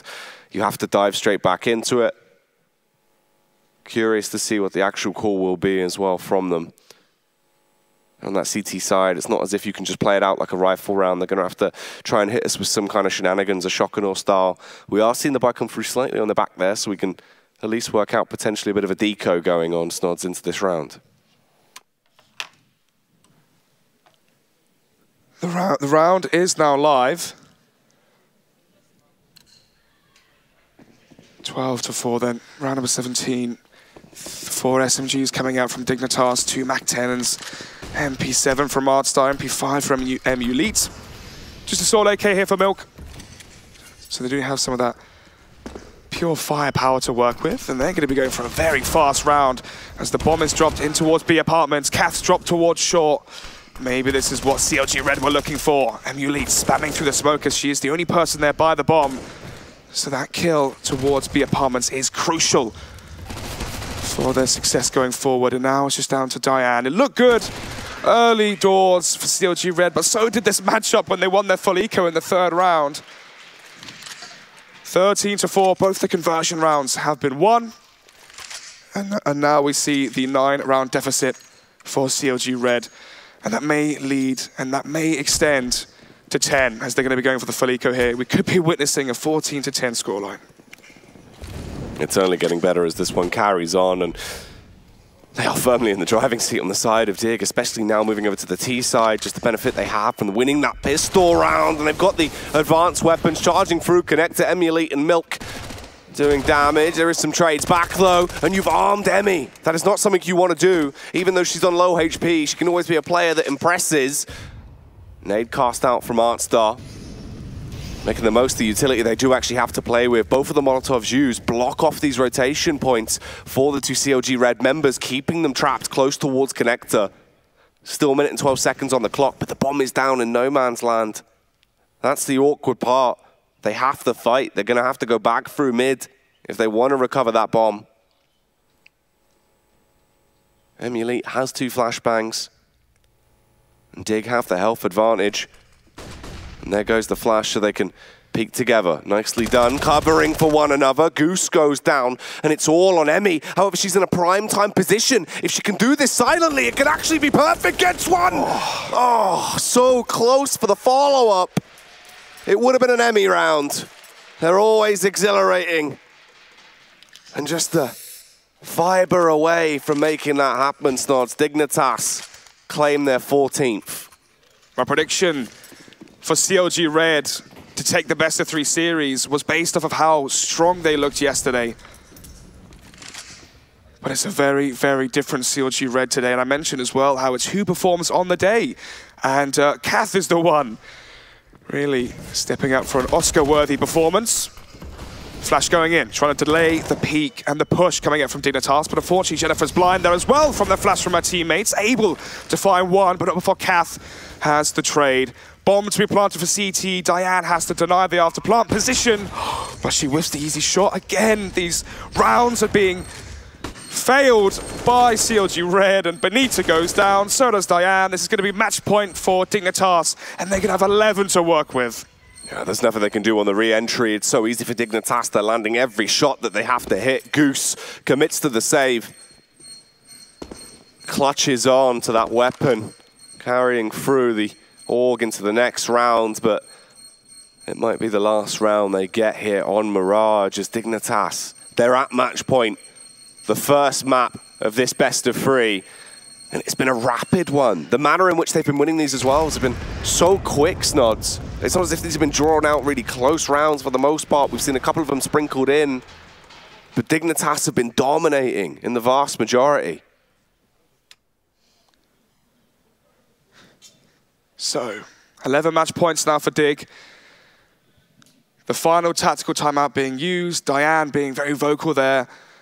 And it's looking as if she's asking for something. And look at the players who she's talking to as well. Emmy, Gooseberry are the star players from the CLG roster saying, where are the kills? Here we are now in the grand finals. Where was that performance yesterday on Overpass and Train? No, obviously she's not saying that. Being very constructive, as one could be, versus Milk on 150 ADR, Cath on 127 ADR. Right now, CLG.RED have to be trying to fix their mental game here, because obviously they're not going to win this map. Let's be real here. Let's be frank, Jack. What they can do is get some rounds to build up that confidence. Try get comfortable on the stage. Try get comfortable in the server. Shake off the loss. Mentally recalibrate. Mentally reset before going into nuke. Because right now they're cracking more than my voice. Yeah, it seems like it. The stability's definitely giving away. Dignitas only requiring 1 round to clutch this one out and shut it down. The 4th and final balls from CLG.RED that is in effect. Off the back of this, it really is going to be go time. And the hope they can have is maybe bring this one back a little bit closer. Start to get that resurgence of confidence, make it not as such a one-sided affair here. But Dig, they're so favored. We have the AWP on Emulite as well. That's such a big set piece. It's very effective with it. They're going to be charging straight back into things. Round 20, Snodz. Round 20. And it may be the last as Dig want to go out in fashion. Charging towards B. Milk leads it. Spotted the player towards bench. Benita goes down. And there's no trade from Emmy as she's just smoked off. Her vision is shrouded by the execution from Dig. Bombs down. 5 versus 4. And this could be it. It very well could be. The retake will have to be flawless, but they lose Emmy. She goes up and a puff of smoke there as Artstar will be igniting her with a Molotov. And the numbers on CLG.RED are getting less and less as time goes by. Emulite, they might be getting aggressive, but she's still been able to hit the shot that she needed to. Gooseberry to bounce straight out. Jennifer goes down. It's a 16-4 win on our first map. Dignitas take it. They look confident. They look fired up. But we were saying throughout the tournament, day one, we saw every player have their moment. In the semi-finals yesterday, everyone at the same time was playing well. And in the final, it's happened again, Snodz. The entire team is showing up right now. Feels like confidence plays such a big role here for CLG.RED. Last year, when they were lacking it under the pressure of having to perform, they went out in the groups, they looked deflated, lackluster, there was no confidence, there was no aggression from their CT side. And here it is here again today, that pressure really holding back CLG.RED. Yeah, well, let's head back over to that desk and break it down because it was a quick affair. Thank you very much, gentlemen. Yes, it was, unfortunately. I mean, it was kind of to be expected in the first map. I mean, MissHarvey, you kind of said that you did think that Dignitas were going to take this one. It did favor them in terms of what we've seen yesterday. I just feel like CLG just couldn't pick anything up. Nothing was really working for them. They were getting picked off so early on. They were lacking their number advantages. They seemed to be dispersed, and they were getting picked off one by one, and it just made it difficult for them to get anything going. Yeah, the team cohesion on Dignitas seems to just be there, and it just also seems that CLG didn't wake up or something. They just never were into the game. It wasn't, it was weird. It wasn't because it was a lack of good players. It wasn't because it was a lack of teamwork. It was just they were not strong enough. They're like Dig was just better.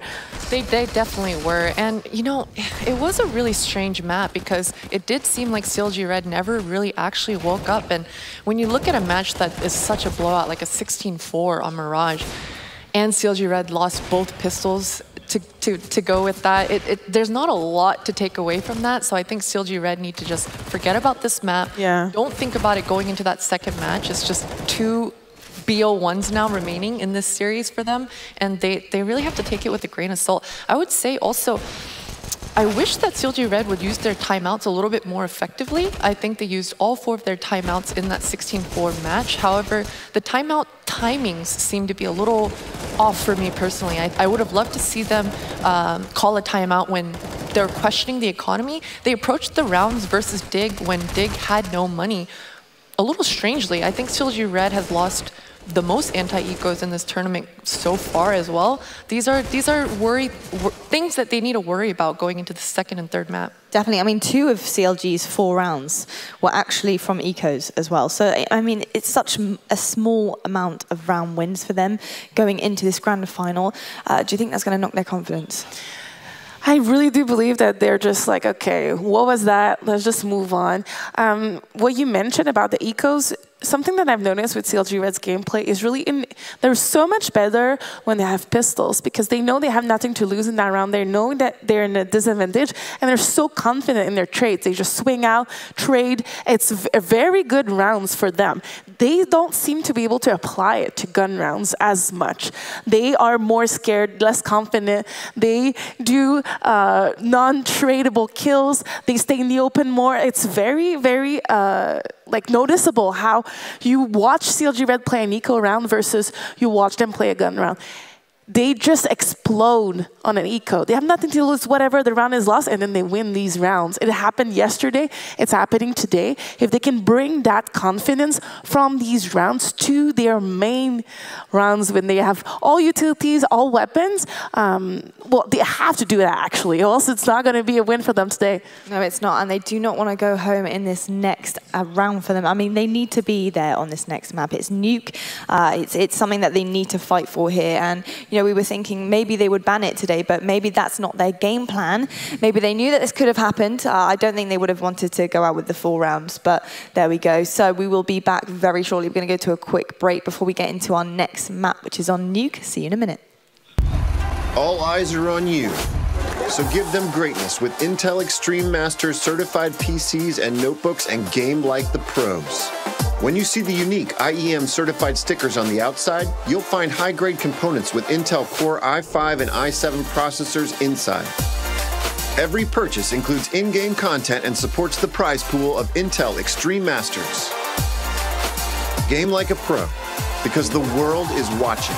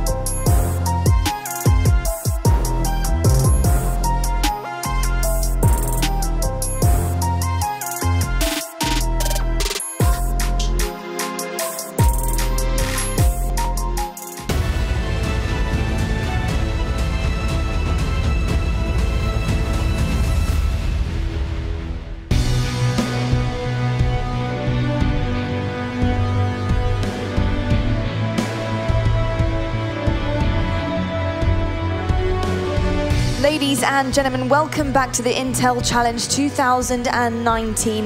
Before the break, we saw Dignitas taking on CLG.RED on the main stage for the grand final. They were taking the map Mirage as their first choice going into the grand final today. And of course, Dignitas were the ones that were pulling through on the win there. CLG.RED have so much to do, so much to perform to, but it's the question, can they do it or not? That's what we all want to know. Of course, I've got MissHarvey on the desk. I've got Potter. I'm not going to forget about you guys, don't worry. But I'm just excited to get into this next map because I just want to know how this is going to happen. I mean, I feel like CLG.RED have so much more left to give. They have so much left in the bag that they can pull out. I mean, let's just quickly talk about what we saw there on Mirage because, you know, Dignitas were having a flawless map there. Their rounds were great. They were doing everything well. They were executing well. CLG, they had bad executes. They had bad utility usage, that, you know, their timeouts weren't working correctly for them. And considering they're such an organized team, there was no organization. They were lacking, you know. What can they do next? I think on Nuke, you mentioned it earlier, it might be a little easier for CLG, especially if they start CT. It's a map that both teams play, but they're not both confident. It's not like a map they run like all the time. These are go-to maps. So I'm going to think that Dignitas is going to be a little bit less coordinated on that map. They probably expected CLG to ban it because everyone knows Dignitas plays Nuke. It's not a big like surprise or whatever. So when we came into this BO3, CLG decided to pick Mirage and they decided to play Nuke. So that was straight from the start like that. So I think that they assume that Dignitas is not that ready on Nuke, although it's their go-to maps. That's the only thing that makes sense, and they're confident they can win. Definitely, and Potter, I mean, Dignitas, they had big individual plays there in that map as well. I mean, got to mention Kath there. She was fantastic, and she was definitely a standout for me on the roster. I mean, how are CLG.RED going to try and, you know, push themselves further into those individual plays, being able to take the one-on-ones, 2v1s, 3v1s. When they get themselves into those situations, how can they pronounce their dominance there? I think CLG.RED they really need to reset here. As we discussed on Mirage, CLG.RED really didn't do much of anything. However, Dignitas really didn't need to do much either, to be completely honest with you. Dignitas just had to hold back and not easily get the kills, but somewhat easily get the kills because CLG.RED just kind of handed it to them. So especially on a map like Nuke, these players need to be explosive. When in those small choke points, especially on the inner bomb site, when you're going into the inner bomb site on Nuke, you cannot second guess yourself. You have to go in there with the willingness and able to trade your teammates and just make it a quick 3v3 post-plant situation. Something along those lines, get yourself rolling. And yeah, I think if they approach it like that, they should have a shot. I feel like in that map, they were almost their own worst enemy. They really weren't putting themselves in a good position any way that you watched it. I mean, it just got worse and worse and worse for them. They were sort of getting in their own heads. And I feel like we've mentioned this before, we mentioned this yesterday, but they're quite a mentality-based team. If they get into their own heads too much, that's when it can all go wrong. So from a mentality point of view here, Harvey, what do they need to do? They need to reset, but they also need to play their game right. I think that CLG needs to have a solid start here, even if they start T-side. It's going to be a huge factor if we're going to see another 16-4 or if we're going to have a competitive game. I do believe that we're not going to be able to have a CLG blowout, meaning I don't think that CLG is going to win this 16-0. So it's either going to be really close, but only if CLG can pull at least like the first 6 rounds or something. We need to have this momentum because, as you mentioned in the first game, there was absolutely no joy from CLG's side. If you watch at the camera, if you looked in game, nobody has any confidence. They were just letting Dignitas roll over them. There was no individual performance, like no triple kills, nothing. It was really just good trades from Dignitas and nothing coming out of CLG. I definitely agree. Those first 6 rounds are going to be crucial. If we look back on Mirage, CLG.RED actually had a shot. In those first 9 rounds, they almost broke Dignitas' money 2 times. And if they were able to pull through and close out just the one out of 2 of those rounds, they would have been able to control some of that economy and potentially posture for a comeback.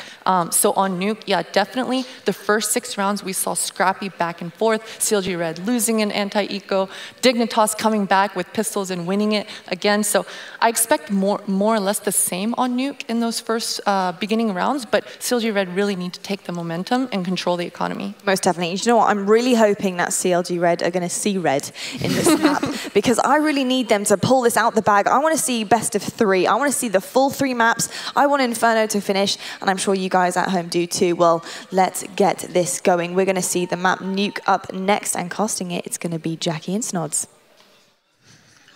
Thank you, Lottie. That's absolutely right. Nuke, our second map here, Snodz, and I think we're in for potentially a bit of a treat. You know, this is one that we haven't really seen throughout the course of the tournament. Looking back to it historically, it's quite hard to have that much to actually build off what we've seen from these two teams. We're looking at to really be Dignitas to just bring their A game. However, CLG.RED, they've had a bit of downtime. They needed to reset because they just didn't look like themselves. We talk about them being this normally, you know, high-flying confidence team that is just fueled with aggression. They weren't there. Not sure where it was, to be honest. They had the eco round win in the 3rd round. They were hyped, excited to go into the next one, and then they got instantly reset. And that was really the story for CLG.RED on their T side of Mirage. They'd win a round, be harsh reset back down to that $1,400 round loss bonus, and they were never able to get the ball rolling. But the only thing rolling right now is CLG.RED as they come charging in towards Nuke. Kath with the first. She's been so influential so far for Dignitas as Rain chimes in with 1. And look at them just going hungry for the frags as they are full with confidence. Goosebreder, the only remaining member, is down once again. It's another Digna bash round as they bang them out of the server instantly there, Snodz, getting the opening round. It's ridiculous. They've been able to do this consistently every time the Pistols have gone in their favor this entire series, and they're looking to try and keep that trend running if they can find the conversion here again. Imagine how this feels as well for Kath to be swapped from CLG.RED to Dignitas, replaced by Goosebreder, the former Intel Challenge 2018 MVP in the grand final when Dignitas took it. And now, ironically, it seems like Kath may be taking the MVP here if Dig do take this. Smoke in toward credit card, trying to see if she can force the peek from a player, if there was one there. Instead, though, 3 players towards the B half of the map, 1 ramp, 2 towards Heaven, and speaking of Heaven, Emilite's going to get sent there directly by Jennifer. Org at long range, this is where the weapon thrives, as they're still peeking into her, but thankfully it actually does pay off with the right-eyed peek. Art stop, elevated angle here, finds 2. Can't quite get the 3rd, and now it's all down to Rain in the 1 versus 2, but they don't know where she is. You have to try and scope it out. Rain tiptoeing back around. CLG.RED in a position here where they might actually get one on the board. However, they've taken a bit of damage. They do have armor, they do have firepower. It's just ever so slightly worse. Rain has the famous and she wants to try and make herself famous, but no, it'll be Emmy with the deagle. Finds the headshot on the flick up. They go 1-1. CLG.RED, they've had enough. They're back into it, Snodz. 1-1 then. CLG.RED with the force by take it. Jennifer being very impactful there with the deagle outside, able to get the frag towards the AC unit just below Heaven. And that, for me, was the kill to make the round happen, allowing for the 2 players to funnel in towards A main, get the trade frag onto Artstar, who was on top of Huts. That was the kill that set up the rest of the round for CLG.RED, but they have to set themselves up for the half. They need to win this one convincingly, having 4 players staying alive, be able to build up that money, as that was the crux of their defeat in the last half, and the last map being unable to build up any momentum or economy. Emulite doesn't land the tag, does get spotted with a scout now as she does go up the ladder towards Heaven. Jennifer, hesitant to go through the A main position. Instead, just going to play it slow, play it calculated, use their utility to their advantage, and flush out the peaks. Curious about Kath's position here.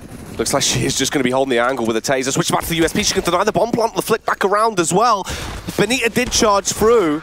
There was a timeline where she might have made the round a bit more electrifying. Instead, her pulse is going to flatline. Diane will be the one to take her down. 2-1 now, CLG.RED adding to the tally. It wasn't just a flash in a pan. The fight is still in them. Dignitas don't really have anything to work with into this round rather than just those USPs. Finally seeing CLG.RED win 2 rounds consecutively.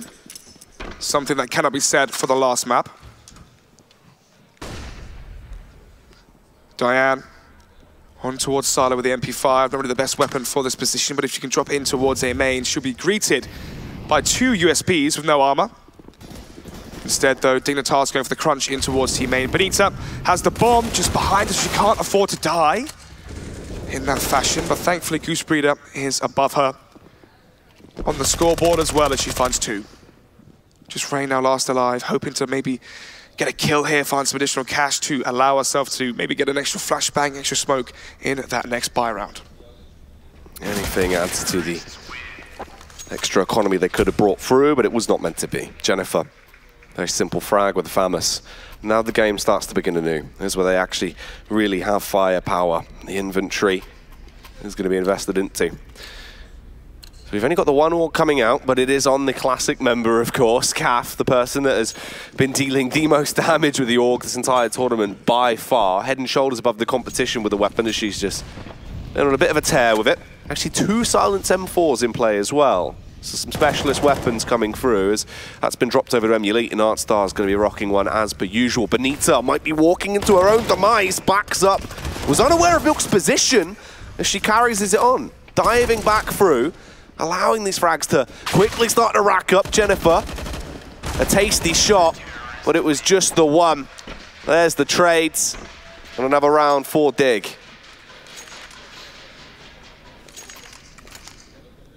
CLG.RED able to invest into this round. 4 AKs, AWP for Diane. This is where CLG.RED are at their best. With their in-game leader on the AWP. Last year, Benita was cooling.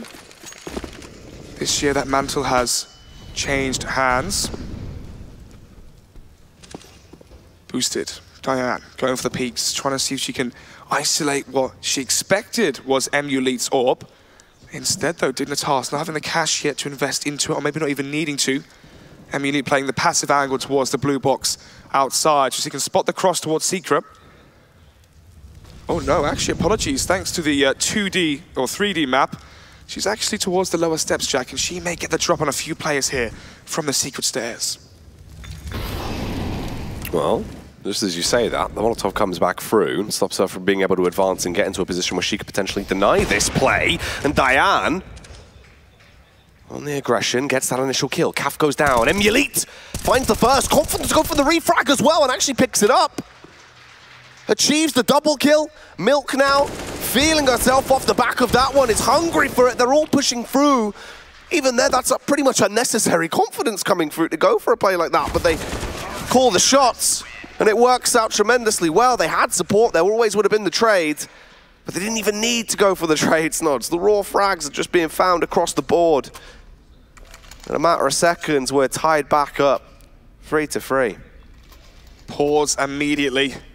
CLG.RED used them very early on in the last map, and they had to, as they were down 12-4 at one point, and this is going to be their first tactical timeout. What can they change? Diane, it must be so frustrating for her as the in-game leader and AWPer because she's done her job.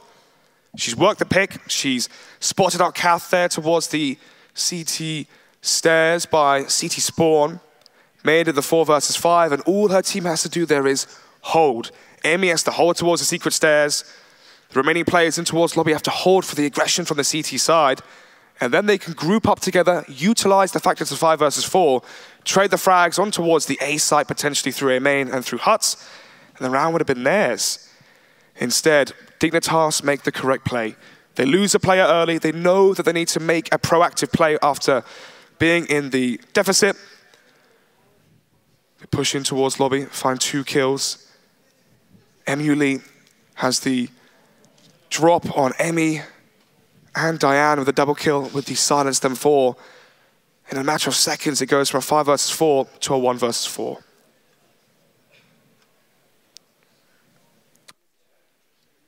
You can see the conversation going on there, trying to adjust. There's been a lot of back and forth from Emmy as well. Possibly trying to look to that input to see if they Can let her off the leash a little bit more, try and send her in, see what she can do in terms of damage, because she was the player that got countless entry frags and was able to open up the sights in a lot of the games where CLG.RED found their initial momentum. She's such a big set piece to the team. We just have to see if maybe she can revitalize herself once again. We're back into it, Snodz. Round 7. This should be a bit of a doozy for Dignitas. They have the much better buy. CLG.RED do have the investment into the pistols, and it looks like they're just going to go for the default early on. Default indeed, but it's only default weaponry as they're going to be on the full eco. Easy kills here for Artstar. Cath with 2. Benita, the remaining player here for CLG.RED. They know exactly where she is. Dead is the answer to that question. 4-3. Dignitas with 2 in a row, now with the lead by 1. Diane dropped the AWP by Goosebreeder.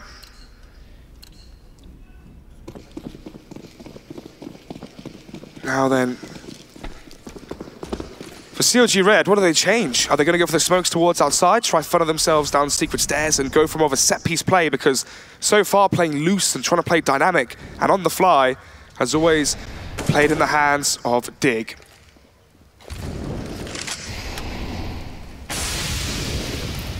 Jennifer trying to make milk go off by increasing the temperature of the fridge there. Doesn't work out too well. She extinguished it with a smoke, just going to be holding on, sick in the meantime, behind CT.RED as the aggression does come through. Emmy, this is what we need to see, but they don't realise they needed eyes in the back of their heads to counter that play because Cath just runs straight through. Jennifer needs to go for the face knock. She's been in the elevated angle the entire time. She could have saved the round there. As soon as they got the first contact, they must have been confused on the call. They might have not known the position was the close angle because there was no response. CLG look lost here. 1 versus 3. Emily is low, easily dispatched of by Jennifer. Bomb in her possession, which will help going forward, but Artstar playing the off angle towards the CT vent. She's played here almost every round, so it should be expected. But Rain can instantly trade the kill, and she's going to have to as the peek comes in. Rain takes it. Look at the positioning there from Dignitas. If Rain had contact towards Garage, Artstar can swing from T-Main. As soon as Artstar goes down towards T-Main, Rain swings from Heaven. Very, very well played there from Dignitas, and I can't say the same for CLG.RED. Jennifer, on top of Silo, doesn't go for the trade frag onto Cath. Maybe she was expecting an AWP or something towards Garage. That would be holding for her. Even so, it's going to be 5 now for Dig, and Cath, we've seen this so many times in Mirage. Cath with the scoped weapon, scoping down her opposition as she annihilates 2. Artstar as well with the flamboyant finish towards the end. The big old blue spruce coming back out with the XM10. And there is some damage done and a bit of extra cash wired over. Dignitas, 3-round lead now. Finally, there is money to spend. We do actually see the Krieg being donned, the cousin under the stairs to the Org. And Emmy will be the one that's rocking it. Able to play towards the close up with the shotgun. Cath, I believe that was A-main in towards Squeaky Door. Benita went for the peek for the frag. But instead the entry goes in favor of the CTs, and so far this map has 2. Emily playing now towards the CT vent. She has the right side peek here, so she's going to spot Diane first. And we'll shoot first for the kill. 5 versus 3. CLG.RED just falling 1 by 1 like dominoes. The 3 Musketeers that remain on the side of CLG are going to be backing up and walking around. Unfortunately, they might go straight into Artstar. Clutching on. Waiting to try and put a barrel in their mouths. Instead, they opt to go towards ramp. Rain playing around the box, goes for the cha-cha slide, hits them both down. And it's just Emmy that remains, Krieg in hand, quaking in her boots as she turns down. Gets the first, but she's so low off the amount of damage from the initial confrontation. She's trapped, pent in, the nade will row behind. And that is going to be the kill. Dignitas, 7-3. Another pause coming in. You can only imagine this will be CLG.RED taking another timeout to talk about things. as the T side just is not working. Once again, we see CLG.RED falling behind in this race for the Intel Challenge Championship.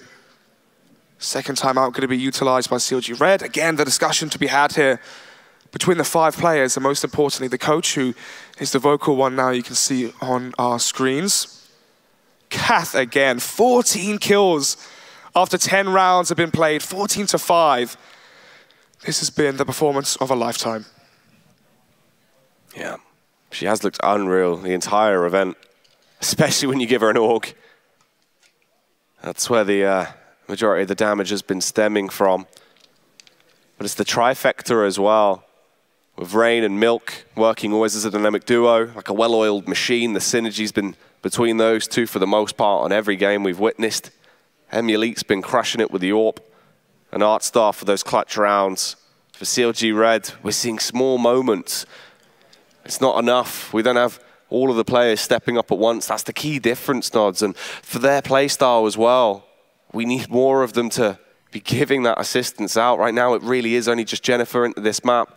10 kills to her name. They've got the AKs back. Another Krieg buy for Emmy as well. No AWP as the economy wouldn't allow it.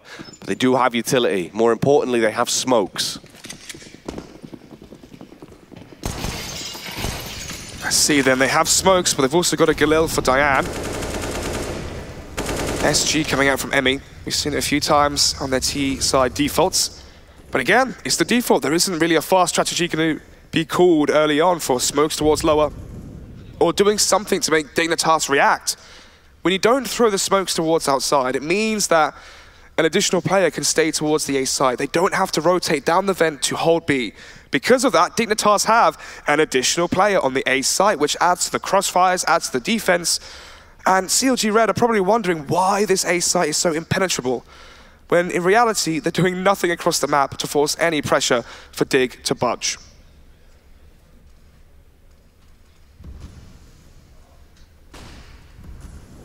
I hear smokes going off, so maybe they can hear me, Jack. Obviously, that is a joke, but maybe they can hear my call to see some good and competitive matches, because what a shame it would be if this grand final was a simple blowout, 16-4, and again, a similar affair in this matchup. So let's hope that CLG.RED can come back into this one, make it competitive, and give us the best grand final possible. 30 seconds on the clock. They have slipped down through Secret. They are in a position to get that bomb planted as the whole team converges round. However, Rain, she could deny it all right here.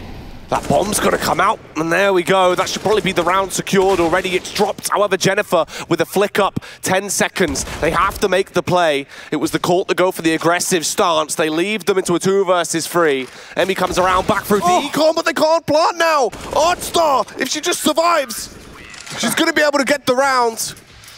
She can bail out of there through the vent. Dignitas, another round, getting themselves an 8th. Snodz. The chaos was too much. 5-round lead now for Dig. Bomb not planted, so the cash is far from ideal. Benita going to be the sole investment here.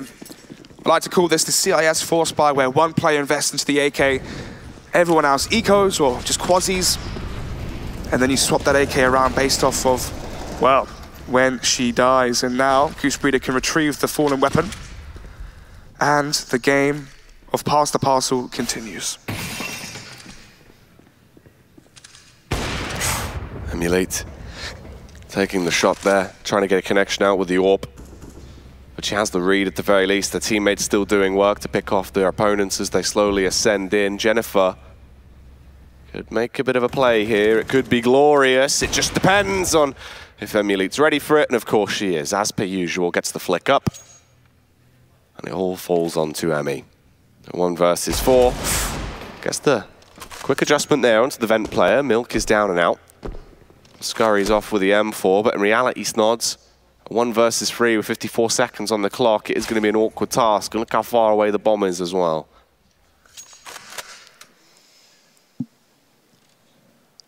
No bomb, as you mentioned, 40 seconds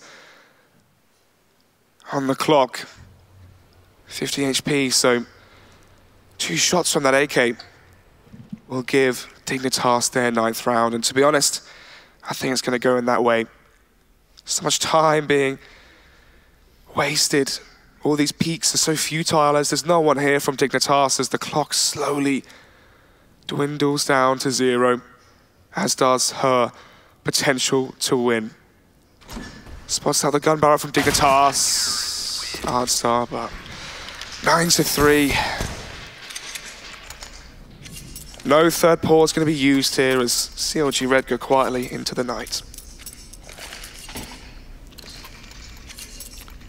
The change now is Diane actually getting out the AWP. They do have that one external factor. Maybe this could be what changes the play style a little bit. Take the fight towards outside. You know you can get secret control. We've seen that with a smoke take.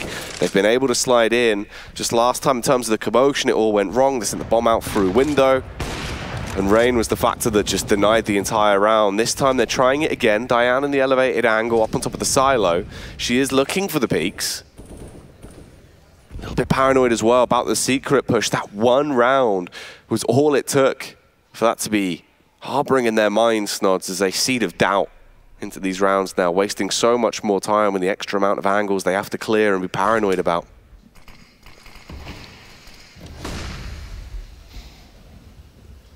Smokes again towards the outside site. And already the rotation has been made. Kath is now towards B. And this is the rotation I was speaking about, Jack, forcing the smokes outside to change the defense. Oh, Artstar's here as well. This is perfect now from CLG.RED. For a second there, my heart flashed, and so did Diane's, but she was able to land the close quickscope with the AWP. The bomb going to be going down, but not for long. This is going to be interrupted by rain. 30 seconds remaining here, and there you have it. Kath with the final frag. 10-3 here, Jack. 7-round lead for Dignitas going into the latter portion of this first half, and I don't know if there's going to be much left of it in the second. No, it doesn't seem like it, as it's already been going wrong. A lot of these rounds have been fairly awkward, and Dignitas just dominating. 10 rounds secured. And we are going to have a technical pause coming through as well whilst they try and adjust and fix things. Obviously, for the meantime, they need to resolve their issues, but not only with their computer problems with the team, Snodz. It's the T side that's just struggling for them. They haven't been able to get any map control for the most part towards outside. We've seen a couple of attempts, a little bit of,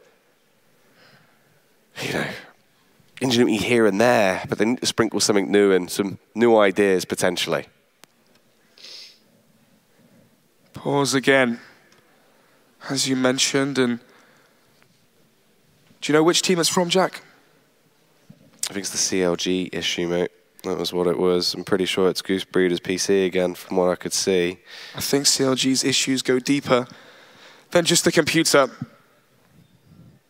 because the last map, it was 12-4. This one could be shaping up for deja vu again at this rate.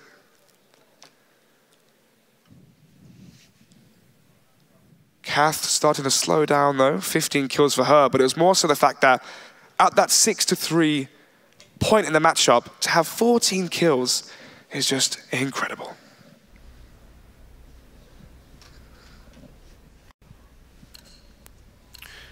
Well, it looks like we should be able to carry on with the action now. Round 14, as we delve back in. It's a 10-3 scoreline. There is no AWP in play. They had the one chance with it, and it didn't really work out for CLG.RED. Now they're restricted back down to the rifles. But maybe we can see some greatness with the Galil from Diane. Obviously, we saw Jennifer in the same position. Oh, is that a flashbang for outside? I'm not sure what that was. An HE grenade through the window? Doesn't really do too much damage there, but I see something new every single day. 2 damage there dealt to Diane, and she's on 98 HP now, but that's besides the issue here for CLG.RED. Into this round, they line up the smokes once again to go for that fast set play towards outside. Maybe they'll commit towards the B lower stairs, going in towards that B site. Or are they going to go back to the old faithful A? And that's exactly where Artstar is primed and ready for. Well, ArtStar, is she going to be the catalyst into the round that can cause some commotion? Finds one. Jennifer with the response from the Deagle, but Jennifer is carrying on. She's been able to get the double entry in towards the site Emulate. She's in the elevated angle. Snodz takes a ton of damage. And at this point, it's just come down to a 2 versus 3. A retake situation. The bomb isn't down just yet. 2 versus 3. Rain creeps in through the smoke. Diane is holding it.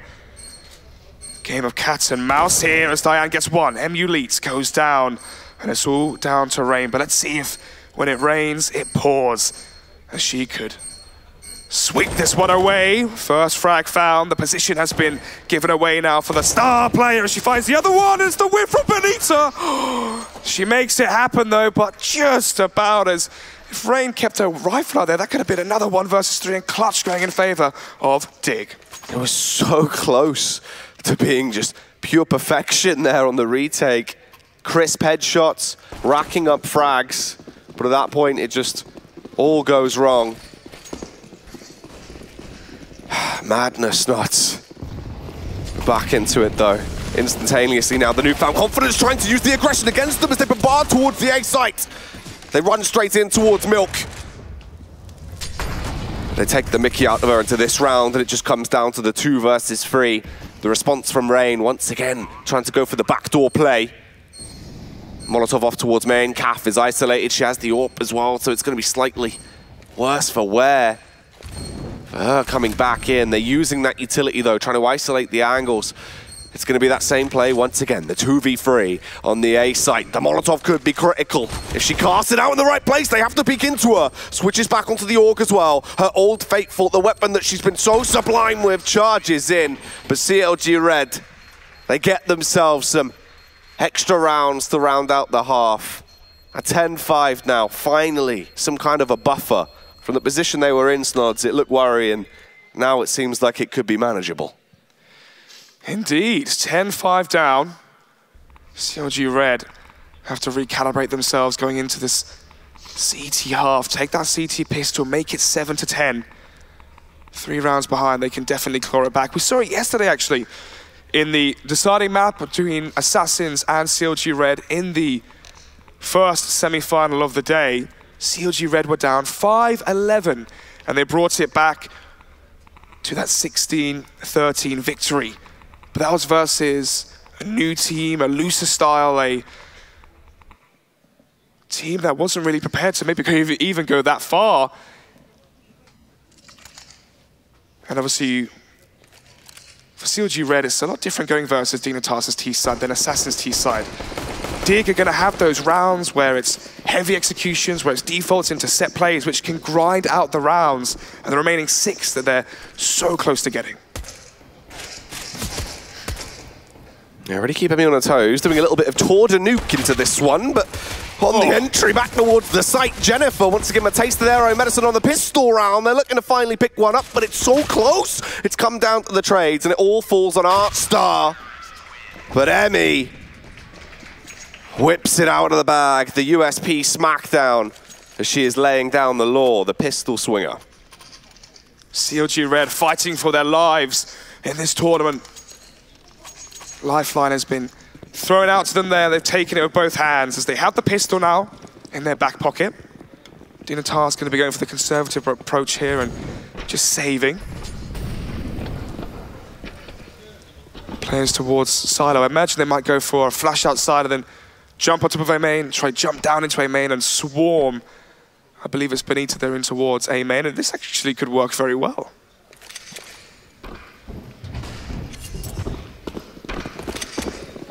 Here they will go, charging their way through as the waterfall starts to arrive. However, Benita, she's not really a fan of the play as she wants to take them down in a matter of seconds. They've all been dismantled by the Famases. Emmy will get the last kill once again. That is the end of CAF and the beginning of something new for CLG.RED there, 10-7.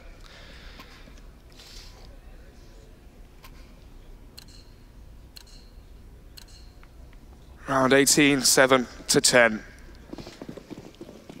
4 Famases and a single M4 Fremy up against the 5 AK. Oh, I say 5 AK. Rain is keeping me on my toes. 4 AK and single SG investment from Dignitas. Jennifer here, losing her teammate. Benita goes down, and she's taking the long-range duel here versus Reigns SG, and that could be a very poor decision to make. But now that Dignitas have the man lead, they're not going to overface and overstep the mark, which is one of the issues we saw from CLG.RED. Instead, they still stick to the plan. They're going for it again. Jennifer, how she got away with that? Milk should have really got the entry, but Emmy is giving it as well. The M4 coming through with the monstrous spray down. Diane from the elevated angle, proving she's not only up high on the map, but she's high in skill there with that frag. And all of a sudden, it's just Artstar down to the 1-on-2. She's been winning these clutch rounds pretty consistently for the most part. That slower style of CS definitely plays into her strengths. 45 seconds on the clock. She skulks her way around, tiptoeing down. Making her move, setting her gaze towards that lower bomb site, it seems, clearing her angle so she won't have too much time by the time she arrives. And the scary factor for that is CLG.RED, at some point, they must catch wind of this and go for the rotation over. Artstar finally committing to the plant now, Snodz. She has a flashbang. Smart play to toy with the door. See if they will actually fall for that. She goes for the silent jump up as well. This could actually be incredible. She's played it so smart. She waits for the push to come through. Diane gonna go for the smoke, the double smoke play onto it. She knows the lineup from the plant that she found. That's the initial headshot. Artstar winning another clutch round. It's easy for her. Playing CLG like fools. Opens the double doors, and that's exactly where CLG thought she was. Jumps on top of the banister there, comes in from behind, gets the drop on the first player, and then wins that spray battle for the final one. That was her Mona Lisa play, Snodz, because I'm in Louvre with that one. 7-11. Pause again. It's going to be Dig. They're going to try and calm themselves down after that ecstatic play. 18 kills for Kath. Once again been so strong in this grand final. Should really be calling her Decaf at this point. She's taken the energy away from CLG.RED. 11-7.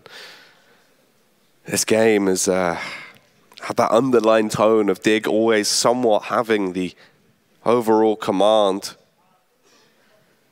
It's been the manner in which they win rounds. As they take this time out to adjust, you can see smiles for the most part. Everyone's still fairly happy. Happy as can be. Now for their pause, maybe they're trying to work out the best way to distribute their funds, maybe work out the best buy, can they afford the orbs, etc. As it is their first round one on the terrorist side. So let's see what the buy is going to be shaping up to be in just a second.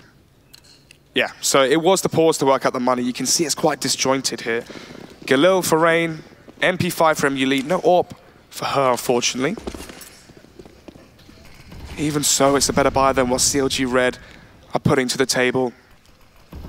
Scout from Diane going to spot out the first player crossing. Secret stairs are where Dignitas reside currently. Oh, and not for long because they're coming fast here towards B. Milk. Instant decapitation on the drive-by. Kath locked in Mortal Kombat there. Tagged down with Diane, both of them stuck at about 30 HP. Emmy will get the trade back onto Milk to avenge her fallen sister in arms. It is just the 4-on-4. The double face towards Benita. And it's all starting to crumble, but they're keeping it close. It's at least a 3-on-3 into the round. Dignitas, they're hungry to get the 12th round, but their overconfidence could come back to bite them in the bottom here, potentially. 55 seconds now. Artstar, it's a bold play. She had to push in and try and open this round up. A goose! She wants to claim back that MVP title. She is not happy with these shenanigans, Snodz. That's the reset. That's exactly what CLG.RED were looking for. How the tides have turned from the first map when CLG were unable to win rounds consecutively. And they are the ones facing the constant harsh resets. And how they can enjoy the back seat here. They're the ones with the weaponry. But Dig will have a few of their own. MP5 for Artstar. P250s being the remaining weapon of choice from Dig. No more smokes, apart from Emulete's single one. Just flashbangs to try and burst down this play towards ramp. As the flash is out, Jennifer, though, is completely unfazed by it, and she can just sit there as Lowry scoped in with the Org, smiting them all down. Emmy gets a double kill at the very end as well on that charismatic duo of Milk and Rain. And it does adjust now to 11-9, keeping it close. Another round where Dignitas are most likely going to have to concede it. This game is going to get very tight here, Snodz. We have a competitive match on our hands. Competitive indeed. And not in the way we're expecting. On the desk I said how it's Goosebreeder and Emmy who are the front runners for CLG.RED. However, here in the final it's Jennifer on 20 kills. Emmy, maybe she can find some confidence in the final. Wait, the bomb's down? It's down. How we found this situation here, Jack? Okay, this is getting very out of hand. Benita with the spam. Gonna work, and it's gonna go through the smoke. There you have it. Jennifer saves the day by keeping Benita safe. Benita came off the bomb there, actually, where the players came out through squeaky door, so maybe that could have ended south. But Dig got the additional $800 across the board for all their 5 players, which is gonna pay its dividends back here with utility.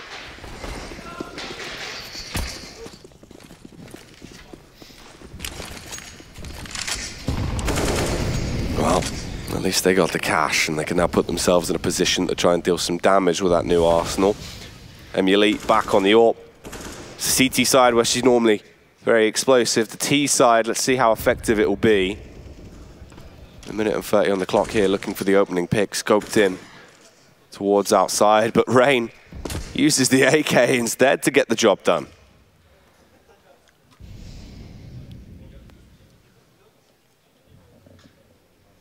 Five versus 4. Rain with the additional entry, leaving CLG.RED in a bit of a predicament.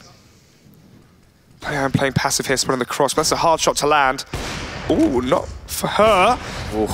Unable to get the second there onto Emuletes. 50 seconds here now as we're into the equal affair. 4 versus 4. Make it a 4 versus 3 as Diane misses the flick.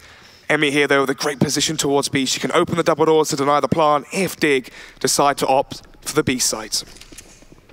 Whoa. Oh. Now this is a little bit awkward. Calf defending towards the ramp. I'm ready to rock and roll as well. It's back into the 2 versus 1 now. 20 seconds on the clock. It's a free plant towards the A site from Rain. That's just what she's going to do. Bombard her way around. Emmy hot on her heels as she sprints her way over. She's got a defuse kit and a flashbang. The AK to try and slay with. Let's see if she can make some bodies hit the DECK. Pushes her way out. No, she cannot. Emulate. And the AWP is too much. This will be a good time for a tactical pause here. Yeah, there we have it. Pause is going to be called by CLG.RED as when you look at the money, 7,000 and 6,000 for 2 of the players, but for 2 more, there's only $1,500 left in their bank balance. Sparkley's going to be on the phone fairly shortly. In terms of money as well, they can drop over an AWP for an additional player. This is the tough point, right? Jack, they're probably discussing the importance of the AWP. It can be dropped over by Jennifer to Diane, or instead she can buy an M4, maybe buy a FAMAS as well for someone else, and Benita can drop over the extended weaponry as well to another player. Big discussion and a big argument to be made whether or not the AWP for Diane would be worth it. However, for CLG.RED, she has been impactful in finding the entry kills and the important ones to set her team up on the CT side to try and take the rounds once they do get the lead with her opening picks. But for me and for my money, getting Jennifer comfortable and with an M4 or an AUG is probably the best decision to make. 24 kills for her as she leads the kill numbers on the scoreboard in the whole server. Yeah. Just been the one just going absolutely savage this game. Hitting everyone with the backhanders, hasn't given a damn. She She needs some help from her teammates, though. If they can step up, put themselves into a position, they can try and carry on from where they are. Unfortunately, they're back down to just the Deagles and the MP9 on Benita. The Dignitas Killer Bees are on the swarm, though. And they're looking to try and take down their opposition into this round. Outside control as they peer their way through. They have a ton of utility. Rain scoping out the situation. If they do want to just try and take the firefights in a situation where they have the advantage, they can take the aim duels and not have to worry about being up close against pistols. Knowing the economy's in a bad state right now, it's probably the best bet. Execution being primed, but it's only the fake. Oh, just a ruse to keep CLG.RED on their toes. Kath making the play. You see, this makes a lot of sense. Benita's called, there's no one coming towards A. CLG.RED have seen smokes towards Secret. They're expecting it to be a fake where all 5 players go down Secret stairs and there's a little bit of a fake there towards A. And that's why Benita pushes for that information. But she maybe gets a bit more than she bargained for as the Deagle able to find 2 headshots. Jennifer keeping the kill tally high as she finds 2 and brings this into a winnable scenario now for Dig.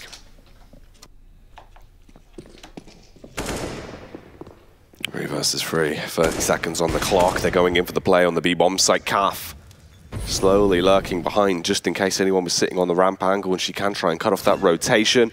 Rain toying with them, opening the doors. They refocus towards the site, giving Kath the opportunity to deal damage. They didn't know about Emmy's location. They will at least get 1 frag, but they have time to plant the bomb unless Diane can. The Knight spams through the smoke. If she would have been there a second faster, there would have been potential she could have ended the round right there. Instead, she's left to try and clutch it in a 1v2. They are both tremendously low. They've got 23 health between the two of them. Diane has no armor, no utility. Just an inkling of where they are. But she now has a head on the floor. It's Emulite. It's gone rolling off her body. Time's ticking away, though. She doesn't have a kit. She's got to go for this if she wants to defuse it. It has to be a full commit. She will get the shot off. Does she have time? I don't think so. I don't think she has. Let's see then. It's going to be close. There you have it. Dignitas take it 13-10. It looked nearly so winnable there. The spam through the door. Perfect crosshair placement to land the headshot onto Emulite. But unfortunately, it's all frivolous, it's all futile, as in the end it comes down to those clutch seconds, and seconds in Counter-Strike feel like years. 13-10 now into the 24th round.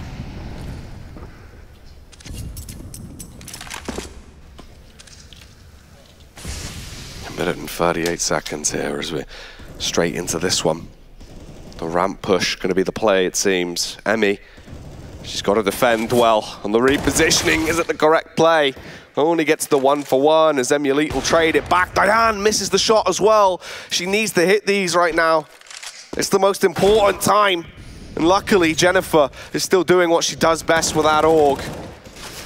Takes down Artstar, rips her way through her, and leaves the T's with only 3 players. They've got a minute to work with, though. There's still time. The bomb has just gone down. They've got the site control, and it will have to be a retake for CLG.RED. They have 1 kit in their possession, a ton of utility. But the T's have confidence, Snodz. That's the difference. And confidence is Counter-Strike. 2 versus 4. Excuse me, but excuse Rain, as she is being rude today. CLG.RED are trying to take what she thinks is hers, and that is the Intel Championship. She may have just done it. There's no time. 14-10. The 1 versus 3 from Rain, as she clutches it this time round. Tremendous play. The confidence on the face. She knew she had to commit as long as she killed the bomb planter. She went straight for it, killed the diffuser. 14-10 now. Round 25. This is getting hard for CLG. The more rounds that are just slowly stolen away from them. Every time. 2 rounds back-to-back as well towards the B site with, what, a millisecond towards the defuse that could have been the difference maker. Seems like fate at this point. That Dignitas are to be crowned the back-to-back Intel Challenge champions. Diane, though, still keeping her team in this game as Kath comes around the corner. Benita hits the deck, 4 versus 4. Ooh, a little bit of a BM there. She shoots the body from Benita. Remaining players from Dig now situated outside lobby. They're anticipating the push from CLG.RED as they need information as to where the hell Dignitas are. And I tell you what, Jack, it may not be where CLG.RED think. I'll tell you where Dig are. They're living in CLG's head rent-free right now, Snodz. A minute on the clock here. As they set their gaze over towards the A site, they have utility. Calf has another frag as well. And here comes the backstab Goose Breeder. If it's going to happen, she needs to be the one to instigate it. It's a 2 versus 4. But Calf is just roaming around, killing everyone. Emmy will get the trade. Can she really pick up this clutch round? The 1 versus 3 delves away in towards the bomb site. They're all going to peek at the same time. There was a slight chance, but it was quickly cut away from Dignitas. 15-10. 1 round is all it requires, and CLG.RED, they do not have the economy to fight this one on a fair stance. 5 match points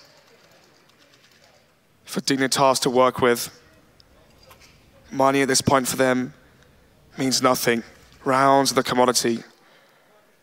In terms of ADR on the server right now, Jennifer, 122 ADR as she lock horns with Kath, who too has 122 ADR, both on 28 kills, both of the exact same damage average per round.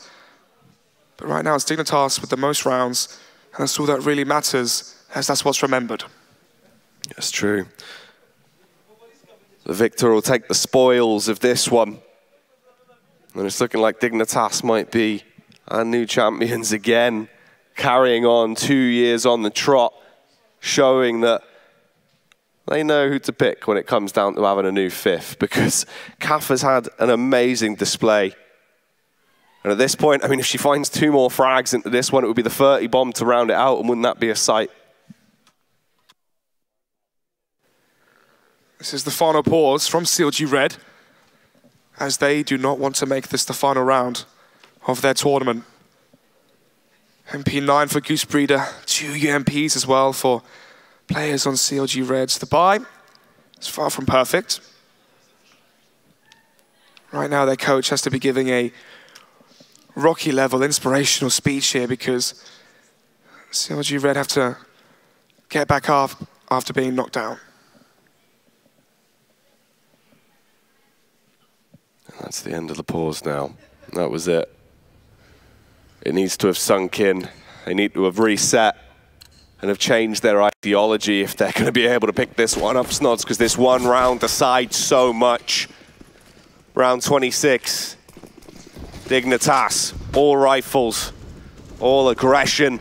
Outside control is once again going to be the key to success for them as they start to bombard their way around. Calf catches off the first. He's looking for the 30.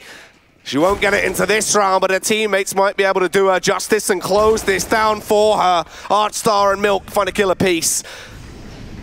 Die and Emmy. It's just up to them. A 2 versus 4. The bomb is planted, time ticking away, no kits in their hands. If they're going to go for this, they need to push right now and try and make this play work. So many angles, so many crossfires. Surely it's impossible. There we go, Dignitas. They take it. They were not content with winning last year. They wanted to win again, and they have done it. 2 years on the trot for Dignitas, proving that they are the best there is when it comes down to Counter-Strike at the minute. Absolutely living the dream, Snodz. Back-to-back Intel champions. What a fitting storyline as well for Kath. Replaced on CLG.RED by Goose Breeder. The switch happened, but the winning didn't change. Once again, they'll lift and hoist the Intel Challenge Trophy, and this time with a new face on their team, Kath, the MVP of the finals. Breathtaking performance there from her, but what consummate professionals and people to inspire the next generation of female gamers. They were so professional and so graceful with their win last year, but it's going to be happening a second time around. And the question is, where is the limit for this team? Where does it end? Are they going to be able to carry this on for another year? One roster move was all it took. Calf coming into the team. People were worried if losing Goosebreda could affect them. She was the MVP last year, but I'm pretty sure Kath might have secured herself the MVP for this year's because she dominated Snodz. 29 kills in that final map. CLG.RED, they have to leave the tournament with their head held high. Last year going out in the group stages, and here they are now in the grand finals. Yes, they fell short at the final hurdle, but the improvement, the transition they made in 1 year is monumental. And again, where can they find themselves? At Copenhagen Games, WSG as well, and the next Intel Challenge next year. Ridiculous stuff. Dignitas just on top of the game right now, showing that they are unstoppable. And you can see that was the ideology behind it, the strategy, the amount of time they've been pumping into it, the mindset they have and the way they play. It all paid off. But now let's get that insight. We're over on stage with Freya. Take it away. Thank you so much, guys. I'm here with an incredibly emotional team, Dignitas. Emily, you are now the proud owner of this trophy, a two-time Intel Challenge champion. Can you put into words how that feels? It feels really good. We work so hard all year long, and we're just so blessed with an amazing organization who has blessed us to help us along this journey and getting better. We're a family, and I just want to thank everyone for supporting us on this journey. And anyone who wants to be a pro gamer or anything you want to do, you can do it. You just have to set your mind to it, and we're proof of that. That's incredible. You have so many amazing fans. You can see the crowd absolutely out here for you. You guys, you're not just a strong team unit just inside the game, outside the game. I saw you guys walking through the green room. There was an incredible clip from Kath on the screen. You guys were hyping each other up. Do you think that's what helped you take these wins and look so dominant as teams? You were just such good friends together. Yeah, I mean, you have to have chemistry in-game and out, and that's exactly what we're doing. So we just have each other's back all the time, and it shows you can become victorious that way. You look absolutely incredible. I just want to pick up on the maps. Mirage, that was CLG's map pick, but you look so polished on that. Were you expecting them to pick that, and you prepared strats for that? Yeah, we were prepared. We kind of know their map pool, but ours is a lot bigger, so we're pretty much prepared on every map, so that showed the difference there. Now, I know there's one thing left you want to do. You want to get your hands on that glorious trophy. Guys, go on, go and do that trophy lift. Give it up for your Intel Challenge champions, two-time Intel Challenge champions, Dignitas.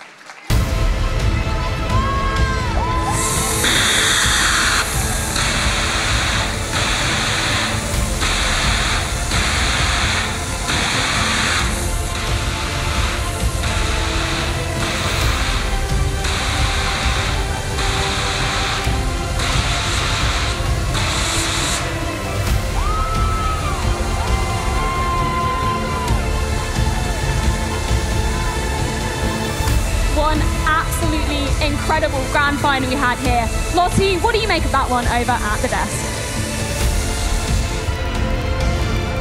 Thank you very much, Freya. I do think that is quite incredible. What an amazing run for this Dignitas team. 2 times Intel Challenge champions. What a thing to be able to put in your bio on Twitter, huh? I mean, that's pretty incredible if you ask me. And of course, lifting that trophy at the end must have been the best feeling ever for this team. And they deserve it. You know, they played their hearts out. We saw time and time again that they gave it to every single team that took them on that stage, and they left nothing behind. What did you make of it as a whole, Harvey? Yeah, I think they absolutely deserve their win.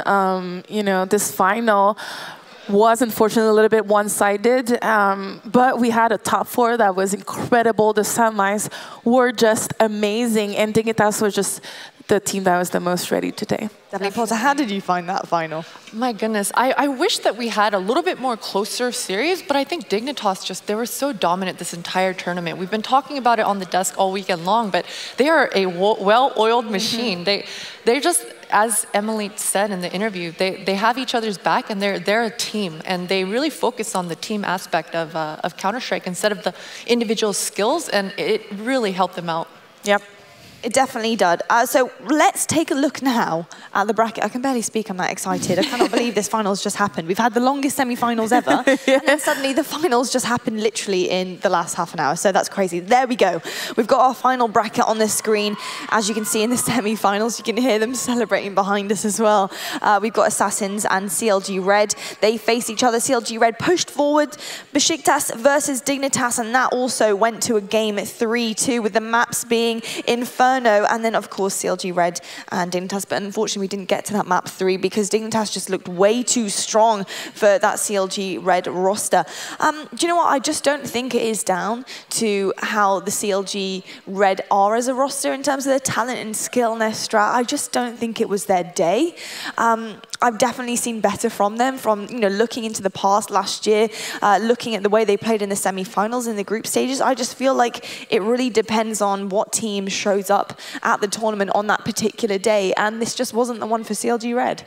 It wasn't, but also I think that Dignitas, they just stuck to their game plan. Like, they didn't have to overperform. They went in as a unit and everything was working because you know what angle to clear, what to do, what to flash, and they just did it. And that's why CLG, I think, really couldn't find a way to counter every single perfection of Dig. There was no individual craziness, no performance that stood out from CLG, and they needed that spark to come back, and they never found it. They never did find it, and it was so hard for CLG.RED to even attempt to find it. Dignitas' crossfires were on point. Going back to even Mirage, their mid control was so spectacular, and I thought, I wonder if on Nuke their CT setups were going to be, and it was even better. Their outside control, they consistently had a 3-man crossfire outside. CLG.RED, their reactions, they didn't know how to respond to it. Every corner that they went, Dignitas was there with either 2 or 3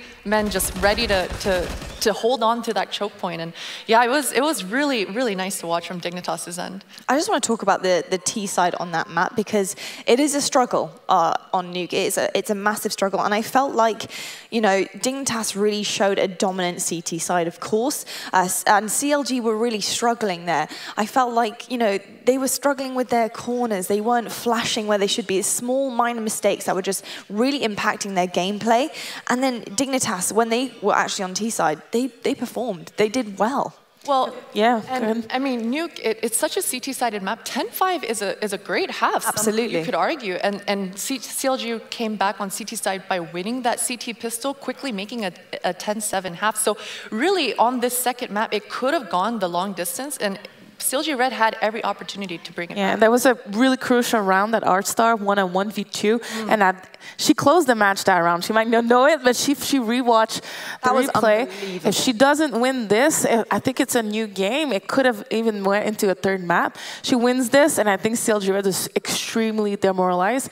There was not much confidence throughout the whole map, and after that, 1v2, it was over, I thought. I remember watching that, my heart was in my mouth. I couldn't believe what I was seeing. It was like a mouse trap, and it was set up so perfectly. And she was just in the right position at the right time. She knew exactly what was going to happen. She read them like a book. To her, it looked like it was a Bible. But I just feel like Dignitas did outplay them in certain areas, and that was the problem. It was getting outplayed at the certain points of the map that you just can't. You need to win those certain fights and those certain rounds in order to have that comeback that you so desperately need, especially on a certain sided map as well. It's ever so important. But overall, I think, Dignitas, congratulations, incredible stuff from you. I just want to say thank you so much to my incredible analyst. Thank you for MissHarvey, thank you so much. It was wonderful. I just want to say it was lovely also having an all-female desk. Yeah. First time I've ever been on one, so thank you so much. I think it was the best Intel challenge yet, and the best is yet to come. We're going to see more competitive teams next year, and hopefully we can have more of those throughout the year long, because this has been amazing for me and the girls. Absolutely. Thank you so much for joining me. Well, everybody at home, that is it. That's all we've got for you. You have your Intel Challenge champions for 2019, Team Dignitas. Not only are they the champions from this year, but they're now 2 times as they won last year as well. Thank you so much for tuning in all weekend. And until next time, goodbye.